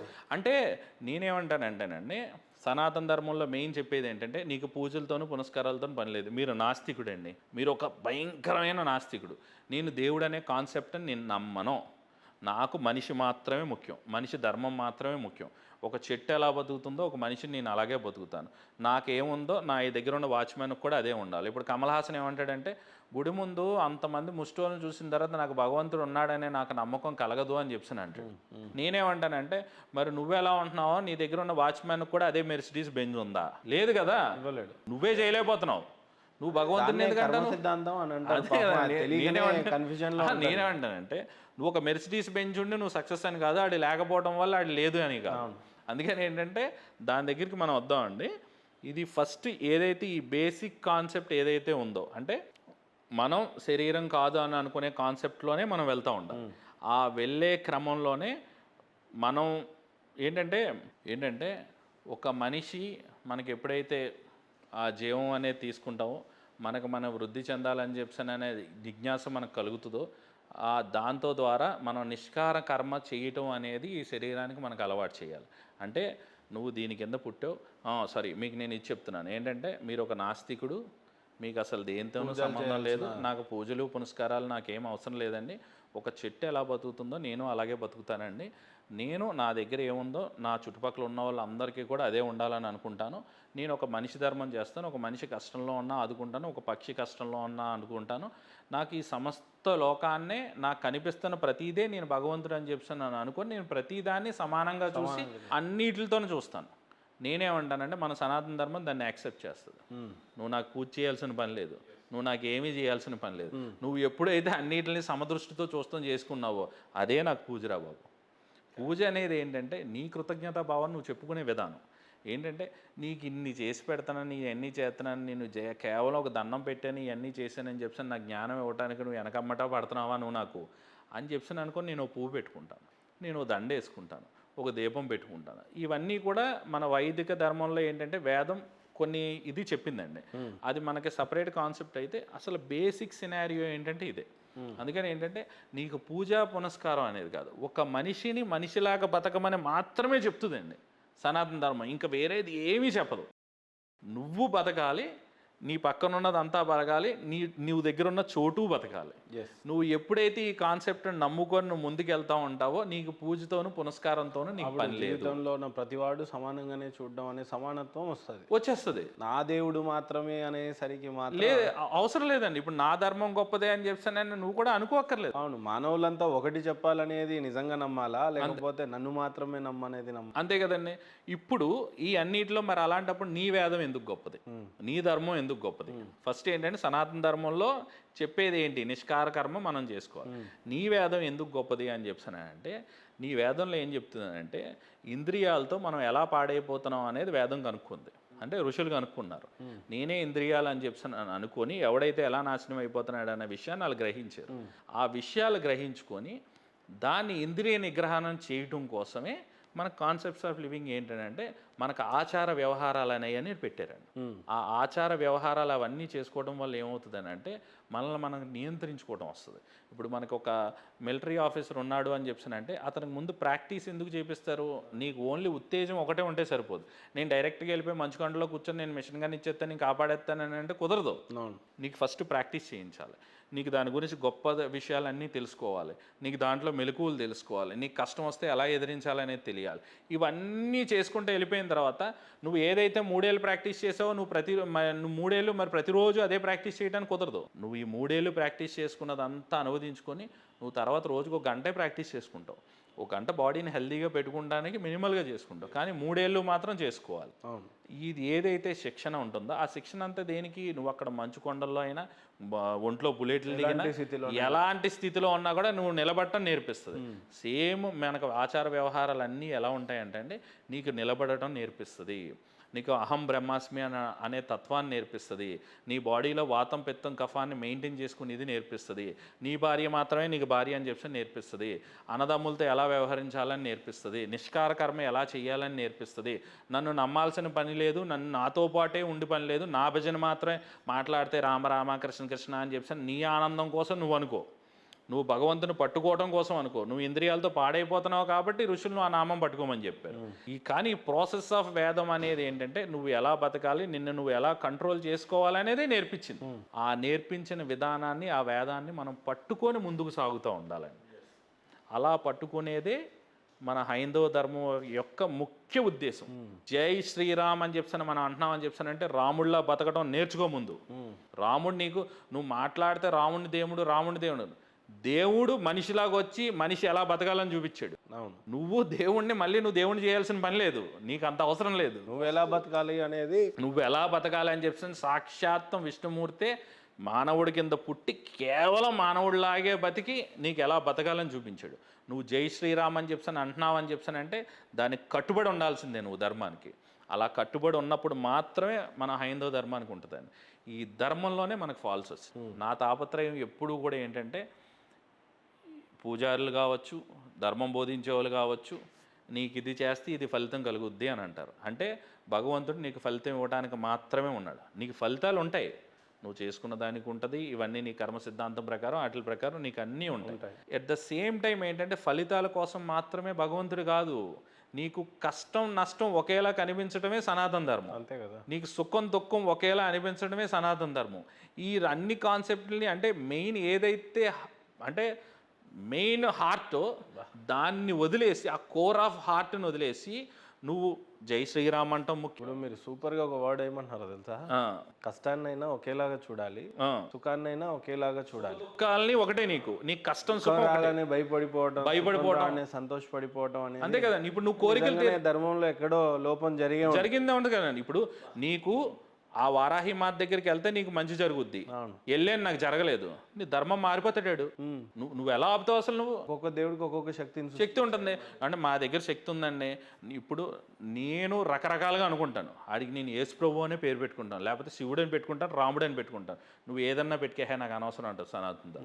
నువ్వు ధర్మం పాటించినావా లేదా మాత్రమే అడుగుతుందని. అందుకని ఏంటంటే కోర్ ఆఫ్ సనాతన ధర్మం అంటేనే దాంట్లో పేరుంది ధర్మం. ఆ ధర్మాన్ని నువ్వు పాటిస్తున్నావా లేదా, నీ దగ్గర మానవ ధర్మం ఉందా లేదా మాత్రమే చూస్తుంది అది. ఆ మానవ ధర్మానికి నువ్వు ఈ కెమెరానే దేవుడు అనుకో, దానికి నష్టమేమీ లేదు. నువ్వు పెన్నం దేవుడు అనుకో, నష్టం లేదు. అది అన్నం పెడుతుంది అన్ని, ఇంకా నమ్ము నువ్వు అంతే. నువ్వు క్రికెట్ అన్నం పెట్టింది, ఇందాక మీరు అన్నట్టు ఏదన్నా తీసుకొచ్చింది అంతే. దీంట్లో ఏంటంటే కొంతమంది ఈ రూల్స్ అండ్ రెగ్యులేషన్స్ అన్ని ఎందుకండి అని చెప్పి సోది మాట్లాడతారు. ఆ సోదిగాళ్ళందరితో కూడా మనం సమాధానం చెప్పక్కర్లేదు. ఇందాక మీరు అన్నటువంటి ఇదే ధర్మంలో ఇంకో ప్రాబ్లం ఏమొచ్చి పడిందంటే జాతకం అనేది వచ్చి పడింది. అంతేనండి. ఇప్పుడు మీ జాతకం అనే అతను రేపటి గురించి చెప్పగలిగే శక్తి నిజంగానే జాతకాలకు ఉన్నాయంటారా? అసలు నేను అది నమ్మనండి. అండ్ ఫస్ట్ ఆఫ్ ఆల్ ఏంటంటేనండి, జాతకం అనే కాదు, వర్ణాలు. అంటే ఇప్పుడు నీకు పని అప్ చెప్పారు, ఒరే నాన్న నువ్వు వేదం చెప్పరా అని, నీ కుటుంబంలో ఉన్న వాళ్ళందరికీ వేదం నేర్పావు, అందుకని నీ కుటుంబంలో అందరికీ ఒక కులాన్ని అంతరించుకున్నావు నువ్వు.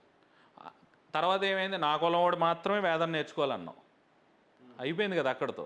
నువ్వు ఇంకేం ధర్మం నేర్చుకు వచ్చినట్టు నువ్వు. అంతే. నేను అనేది ఏంటంటే అలా కుల వివక్ష ఎందుకు వస్తుంది? ఇప్పటికీ మన హిందువుల్లో చాలామందిలో అండి బాగా తక్కువ జాతి వాళ్ళు వస్తే పొరపాటున ఆడి ఇంట్లోకి వస్తే ఇల్లంతా నీళ్లు చల్లి అన్నీ చేసుకునే వాళ్ళు ఎంతమంది ఉన్నాయి? మరి నీకు భగవంతుడు నిన్ను ఎలా హర్షింతాడు? ఒక పెద్ద ఆయన నన్ను ఏమంటాడంటే, మీరు భలే ఆయన మీ గురించి భలే మాట్లాడుకున్నామండి మొన్న, ఆయన ఏంట్రా బాబు ఎవరిని పడితే అన్ని కారెక్కిం చేసుకుంటారు, అన్నీ చేస్తారు, మళ్ళీ ఆయన పొద్దున సాయం దాకా దైవ కార్యక్రమాలే చేస్తూ ఉంటాడు. నేనంటాను, నువ్వు మనిషిలా చూడనప్పుడు నువ్వు ఎన్ని దైవ కార్యక్రమాలు చేసే ప్రయోజనం ఏంట్రా బాబు నీకు? నువ్వు ఎన్నిసార్లు గిరి ప్రదక్షిణ చేస్తే నీకు సమానం నీకేంటి అసలు? నీకేమొచ్చింది? శివుడు అనేవాడు ఏం చెప్తాడు? ఆయన చూసే తత్వం ఎట్లా ఉంటుంది? అలా ఎంత డౌన్ టు ఎర్త్ ఉంటాడు. అహం వదిలేసేయాలి నువ్వు. ఫస్ట్ ఆఫ్ ఆల్ దాసత్వం చేయాలి. ఇప్పుడు నేను నీకు దాసుడిగా ఉంటున్నాను అన్నాను అనుకోండి, అంటే దాని అర్థం ఏంటంటే దాసుడిగా ఉంటున్నానంటే బాంచొద్దరా అనమని కాదు. దాసత్వం అంటే అహంకారాన్ని వదిలేసుకుంటాం. దాసత్వం ఎవడు చేస్తాడు? అహంకారం వదిలేసినోడు మాత్రమే చేయగలడు. వాడుకుంటామో వాడుకో అంతే. అంతేకాదు, అహంకారం వదిలేసినోడు మాత్రమే దాసత్వం చేయగలడు. అలాగే నేను ప్రతి మనిషి దగ్గర నేను దాసుడిగా ఉంటాను అనుకున్నాను కానీ నీకు నొప్పి ఏంటి అంటున్నాను. నీకు అహంకారం ఏంటి? అహంకారాన్ని శివుడు ఎందుకు హర్షిస్తాడు? అంతమంది భక్తుల్ని ఇబ్బంది పెట్టి నువ్వు ఒక్కడవే నుంచొని దండం పెట్టేసుకొని స్పెషల్ దర్శనంలో దండం పెట్టుకుంటూ ఉంటావు. శివుడు ఎలా హర్షింతాడు? అలా ఎట్టి పరిస్థితుల్లో హర్షింతాడు? అది నీకు అనుగ్రహింతాడు? అసలే బుద్ధి ఉందా నీకు అసలు? నువ్వే కదా సనాతన ధర్మాన్ని తీసుకెళ్ళి స్పెషల్ టికెట్ అనుకొని లోపలికి పెట్టుకొని అన్నీ పాడు చేసుకుంటున్నావు. మరి అప్పుడు అవతలోడు వేరే మతం మార్కండి ఏం చేస్తాడండి? అంటే అంతే కదా. నువ్వు ఫస్ట్ ఆఫ్ ఆల్ ఏంటంటే నీ ధర్మంలో గివ్ అండ్ టేక్లు చెప్తున్నావు. ఇక్కడ నువ్వు నీకు పలానా దోషం ఉందండి, ఆ దోషం తీరాలి, నీకు గ్రహాలన్నీ సెట్ అయిపోవాలని చెప్పి అనుకుంటే నువ్వు ఇన్ని గ్రహాలు ఇవన్నీ చేసుకోవాలి. ఇవన్నీ కాదు. నువ్వేంటంటే నేను చాక్లెట్లు తింటానండి, నేను అన్నీ తినేస్తానండి, నా పళ్ళు పుచ్చిపోకూడదండి. నేను ఫస్ట్ చెప్పేది ఏంటంటే నువ్వు ముందు చాక్లెట్లు తింటాం మాను, నేను ట్రీట్మెంట్ చేస్తా. నువ్వు ముందు తింటాం మాను. నువ్వు తింటా ఉండి నేను ట్రీట్మెంట్ చేస్తా ఉంటే ఇది సాగుతూనే ఉంటుంది. కుదరదు ఇది వ్యవహారం. అందుకని ఏంటంటే నీ సిగరెట్లు తాగుతానండి, మందు వేస్తానండి, నా లివర్ పాడవకూడదండి అంటే కుదరదు. డాక్టర్ ఏం చెప్తాడు? నీకు మందు పని చేయాలంటే ముందు అది మానే. నువ్వు పంతులుగా జన్మెత్తినప్పుడు, నువ్వు వేదం నేర్చుకున్నప్పుడు నువ్వు ముందు చెప్పాల్సిన వాడివి ఏంటంటే మీకు ఈ కష్టం ఎందుకు వచ్చిందండి, మీ బుద్ధి ఎలా ఉంటుందండి అని మాట్లాడాలి. ఓ సైకాలజిస్ట్ లాగా. ఋషి అనేవాడు ఏంటి? ఓ సైకాట్రిస్టు. ఆడు సైకాట్రిస్ట్ కాబట్టి ఆడు భగవంతుడికి భక్తుడికి అనుసంధానంగా భక్తి అనేది వేదం అనేది కనిపెట్టాడు. ఆ వేదాన్ని నేర్చుకున్న నువ్వు పెద్ద డాక్టర్ అందరికంట. అలాంటి పెద్ద డాక్టర్ నువ్వు ఎలా ఉండాలి? అందరినీ సమానంగా చూడాలి. నేను నా కులవాడిని ఒకలా చూస్తానండి, వేరే కులవాడిని ఒకలా చూస్తానంటే డాక్టర్కి మనుగడ ఉంటుందా? అలాంటి డాక్టర్ వృత్తి లాంటి వృత్తిలో ఉన్న నువ్వు వేదాన్ని ఎలా చూడాలి? సమానంగా చూడాలి, సమాంతరంగా చూడాలి. ఆ సమానత్వం నీకు ఎప్పుడైతే కలిగిందో అంటే మీకు ఈ బుద్ధి ఉంది కదండి, మీకు రాకుండా వేరే వాడికి వచ్చిందని అహంకారం ఉంది కదండి, అది తగ్గించుకోవాలండి. మీకు 200 కోట్లు ఆస్తి ఉంచుకొని మీరు ఇంకో 300 కోట్ల కోసం హోమం చేస్తున్నారు కదండి, అది ఫలించదండి అని చెప్పి నువ్వు మొహం మీద చెప్పాలి. నువ్వు అది చెప్పగలిగితే రాజుగారండి మీకు 200 కాదండి, మీకు 500 కోట్లు కలిసి రావాలండి, మీకు ఇంకా ఇలాగే దిగ్విజయంగా చేయాలండి అని చెప్పినానని అన్ని సంకన అగించేస్తున్నావు. నువ్వు ధర్మంలో ఏం చెప్తున్నావు? నువ్వు ఇదా నువ్వు చెప్పి వచ్చేది? అది కాదు కదా. నువ్వు అది ఎప్పుడైతే చెప్పావో ఆడికి ఎప్పుడైతే ఆ కోరిక తీరలేదో నా దగ్గర ఏమీ లేదు, ఈ దేవుడి దగ్గర నాకు తీరుతుందని చెప్పి నా దేవుడి దగ్గర మారుతున్నాడు. సూపర్. సనాతన ధర్మంలో ఆ దేవుడిలో కూడా నాకు ఈశ్వరుడే కనిపిస్తాడు. ఇది భృగి మహర్షి అనుకుంటా, ఆయన పరమశివుడి దగ్గరికి అన్నప్పుడు నాకు అందరిలోనూ మిమ్మల్ని పూజించున్నప్పుడు నాకు పార్వతీదేవికి ఎందుకు దండం పెట్టాలి, విష్ణుమూర్తికి ఎందుకు దండం పెట్టాలండి, మీరే నాకు ఎక్కువ, మొత్తం అంతా మీరే అన్నప్పుడు వాళ్ళందరినీ ఎందుకు పూజించాలనే కదా అంటే నీకు భ్రమకి భక్తికి ఒక సన్న పొర తేడా ఉంటుందని చెప్తాడు శివుడు. అంటే ఏంటంటే నువ్వు భ్రమలో ఉంటావు, నీకు భక్తి ఉందనుకో, నీకు భ్రమ ఏం చేస్తూ ఉంటుందంటే నీకు నిజంగానే భక్తి ప్రేమ ఉందనుకో నీకు ఎలా కనిపిస్తుంది అంటే అహం బ్రహ్మాస్మి. నువ్వు విష్ణుమూర్తిని చూసినా నీకు శివుడిలాగే కనిపిస్తావు. అంతే కదా. అంటే నీకు అన్నిటిలోనూ శివుడు కనిపించాడని అంటే నీకు భక్తి ఉన్నట్టు. నువ్వు భ్రమలో ఉంటావు కాబట్టి నేను వేరువేరుగా కనిపిస్తాను. నిజంగా ఒక రమణ మహర్షికో ఒక వివేకానందుడి దగ్గరికో తీసుకెళ్ళి అంటే ఈడు క్రిస్టియన్ అండి, ఈడు ముస్లిం అండి అంటే ఆడు మనిషి అంటాడు ఫస్ట్. అంతే, ఇంక వేరే ఏం మాట్లాడ్డావు. మీరు అదే బాగా హార్డ్ కోర్ హిందూ దగ్గరికి వెళ్ళాడు అనుకోండి, వాళ్ళని మన దగ్గర తీసుకోకూడదు అని అంటాం. అని నేనేంటంటే ఆ వివక్ష ఎందుకు? నువ్వు ఒక ఇన్సిడెంట్ జరిగింది, ఇన్సిడెంట్ నుంచి నువ్వే నేర్చుకుంటావు. ఒక అమ్మాయి రేపుకు గురైందండి, నేను క్యాండిల్ పట్టుకోను రోడ్ల మీద తిరిగేయడం వల్ల, డాక్టర్ రోడ్ల మీద తిరిగేయడం వల్ల నాకేమొస్తుందండి? ఏమీ రాదు. ఆ ఇన్సిడెంట్ చూసి నేను ఎలా మారాను అనేది మాత్రమే నాకు అవసరం. నేను ఎలా మారాను, అలా అందరు ఎలా మారారు అంతే. మా హాస్పిటల్ అమ్మాయిలు నేను కేర్ తీసుకోవాలనే విషయం నాకు అర్థమైపోయింది.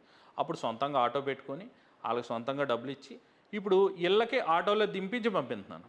మరి నేను పంపించే 2 అమ్మాయిలు క్రిస్టియన్సే, మరి వాళ్ళు క్రిస్టియన్సే.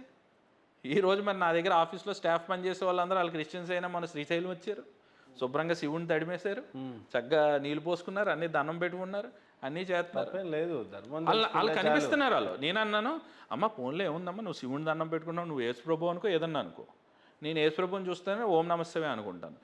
నాకేంటంటే నాకు భగవంతుడు అనేది రూపాన్ని పక్కన పెట్టేయాలి, ధర్మాన్ని మాత్రమే మనం చూడాలి. ధర్మం చూస్తున్నప్పుడు మాత్రం భగవంతుడితో విభేదాలు లేవండి. ఎంత ఉంటుంది గౌతమ్ గారు ఇప్పుడు మీ ఏజ్? 37 అండి. 37లో ఇంత ధర్మం వైపు రావడానికి బిజినెస్ వైపు ఉంటూనే ధర్మాన్ని ఇంటర్లింక్ చేయడానికి గల కారణాలు? అంటే ఇదే జీవిత పరమార్థం అని చెప్పి తెలుసుకున్నాను. అంటే ఇది కాకపోతే ఇంకా మళ్ళీ ఇంకో జీవితం లేదు. అందుకని ఏంటంటే నేను ఈ ఒక్కరోజే బతుకుంటానేమో, ఈ ఒక్క రోజులోనే నాకు ఛాన్స్ ఉంది, నిన్న తిరిగి రాదు, రేపు ఎలా ఉంటుందో నాకు తెలియదు. అందుకని ఏంటంటే ఏం చేసినా ఈరోజే చేయాలి, దానం చేసినా ఈరోజే చేయాలి, రేపు చేస్తానని నేను అనుకోనండి. ఒక్కొక్కడు ఏమంటాడంటే ఎక్స్ట్రీమ్ ఎందుకండి, ఎక్స్ట్రీమ్ కాదండి, అది ఉన్నదే. ఎందుకంటే ఇప్పుడు నాది కాదు ఇదేమి, ఆడిచ్చాడు, ఇస్తున్నాను, నేను ఇవ్వట్లా, అన్నీ కృష్ణార్పణమే. అందుకని ఏంటంటే సనాతన ధర్మంలో ఇంకో మెయిన్ ఉద్దేశం ఏంటంటేనండి, వైరాగ్యం అనేది ఎప్పుడూ ఉండాలని. అంటే మనం తత్వం తెలుసుకోవాలి, కాలం ఉండాల్సి, వైరాగ్యం ఉండాలి. వైరాగ్యం అంటే విరక్తి కాదండి. చాలామంది అబ్బాయి వైరాగ్యం ఇప్పుడేంటంటే మీరు ఇంకా వయసు బోలంత ఉందండి, అది విరక్తి వేరు, వైరాగ్యం వేరు. అందుకని ఏంటంటే మనకి ఆ వైరాగ్యం అనేది నేర్పించేది కేవలం సనాతన ధర్మంలో ఉండే వేదాలు మాత్రమే. నువ్వు వేదంలా మాత్రమే చెప్పు.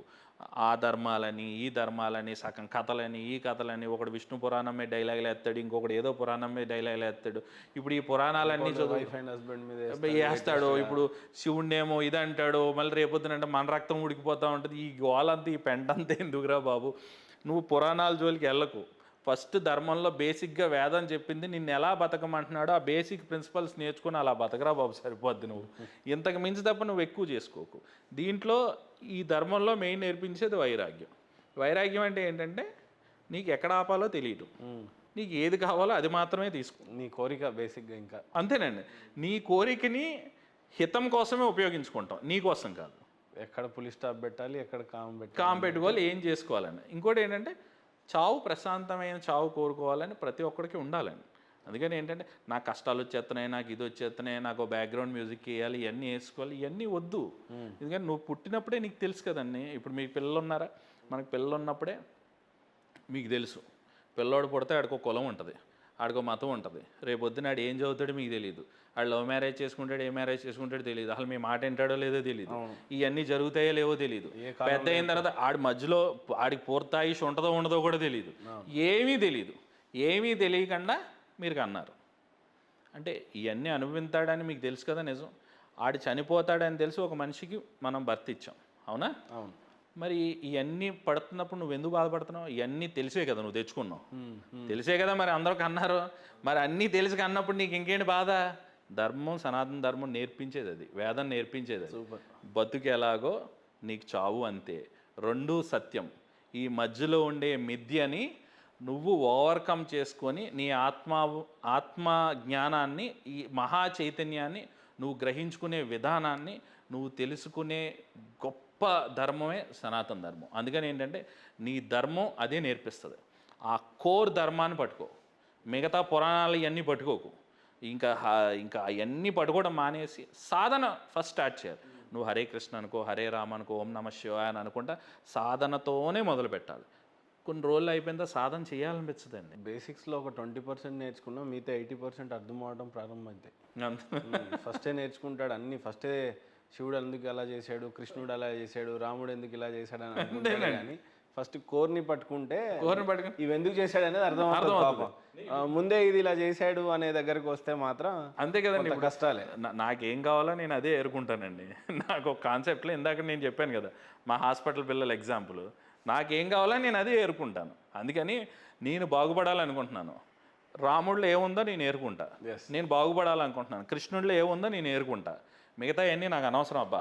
నేను బాగుపడేది, నేను ఎందుకు పుడుతున్నాను నాకు తెలియాలి, ఈరోజు నేను ఎందుకు చచ్చిపోదాను నాకు తెలియాలి, నాకు సంబంధం లేని జీవితం నాకు ఎందుకు వస్తుంది, నేను నా ప్రమేయం లేకుండా నాకు ఎందుకు మంచి జరుగుతుంది, నా ప్రమేయం లేకుండా నాకు చెడు ఎందుకు జరుగుతుంది, ఇవన్నీ నాకు ఎందుకు జరుగుతున్నాయి నాకు తెలుసుకోవాలన్న కాంక్ష ఉంది. ఆ కాంక్ష సాధన నాకు దీంట్లో దొరుకుతుంది, నేను అందుకు అది నమ్ముకున్నాను. రైట్. గౌతమ్ గారు, ఫైనల్గా మీ జీవిత ఆశయం ఏంటంటే ఏం చెప్తారు? ఏమీ లేదండి. అంటే ఏమీ నాకు ఆశయం అని ఇదేం లేదు. ఇదివరకు ఏంటంటే చాలా ఎక్కువ ఉండేవి. ఇప్పుడు ఏంటంటే ఎవడేం చేసినా, నువ్వు ఎన్ని తిప్పలు పడినా, ఏం పడినా అంత పెద్ద కృష్ణుడికే కుదరలేదు. తప్పలేదు కాదండి, కుదరలేదు. కరెక్టే, కుదరలేదు. ఆయనకే పని అవ్వలేదు. అవును. వెళ్ళేవరే బాబు అని 4 మంచి మాటలు చెప్తే నీ మాట ఎవడ వింటాడని వెళ్ళిపోమన్నా. సరే అని ఇంక దొరక ఒకడు దొరికాడు 5ఊర్లో. ఆడనే పాపం కూర్చోబెట్టుకుని భగవద్గీత చెప్పాడు.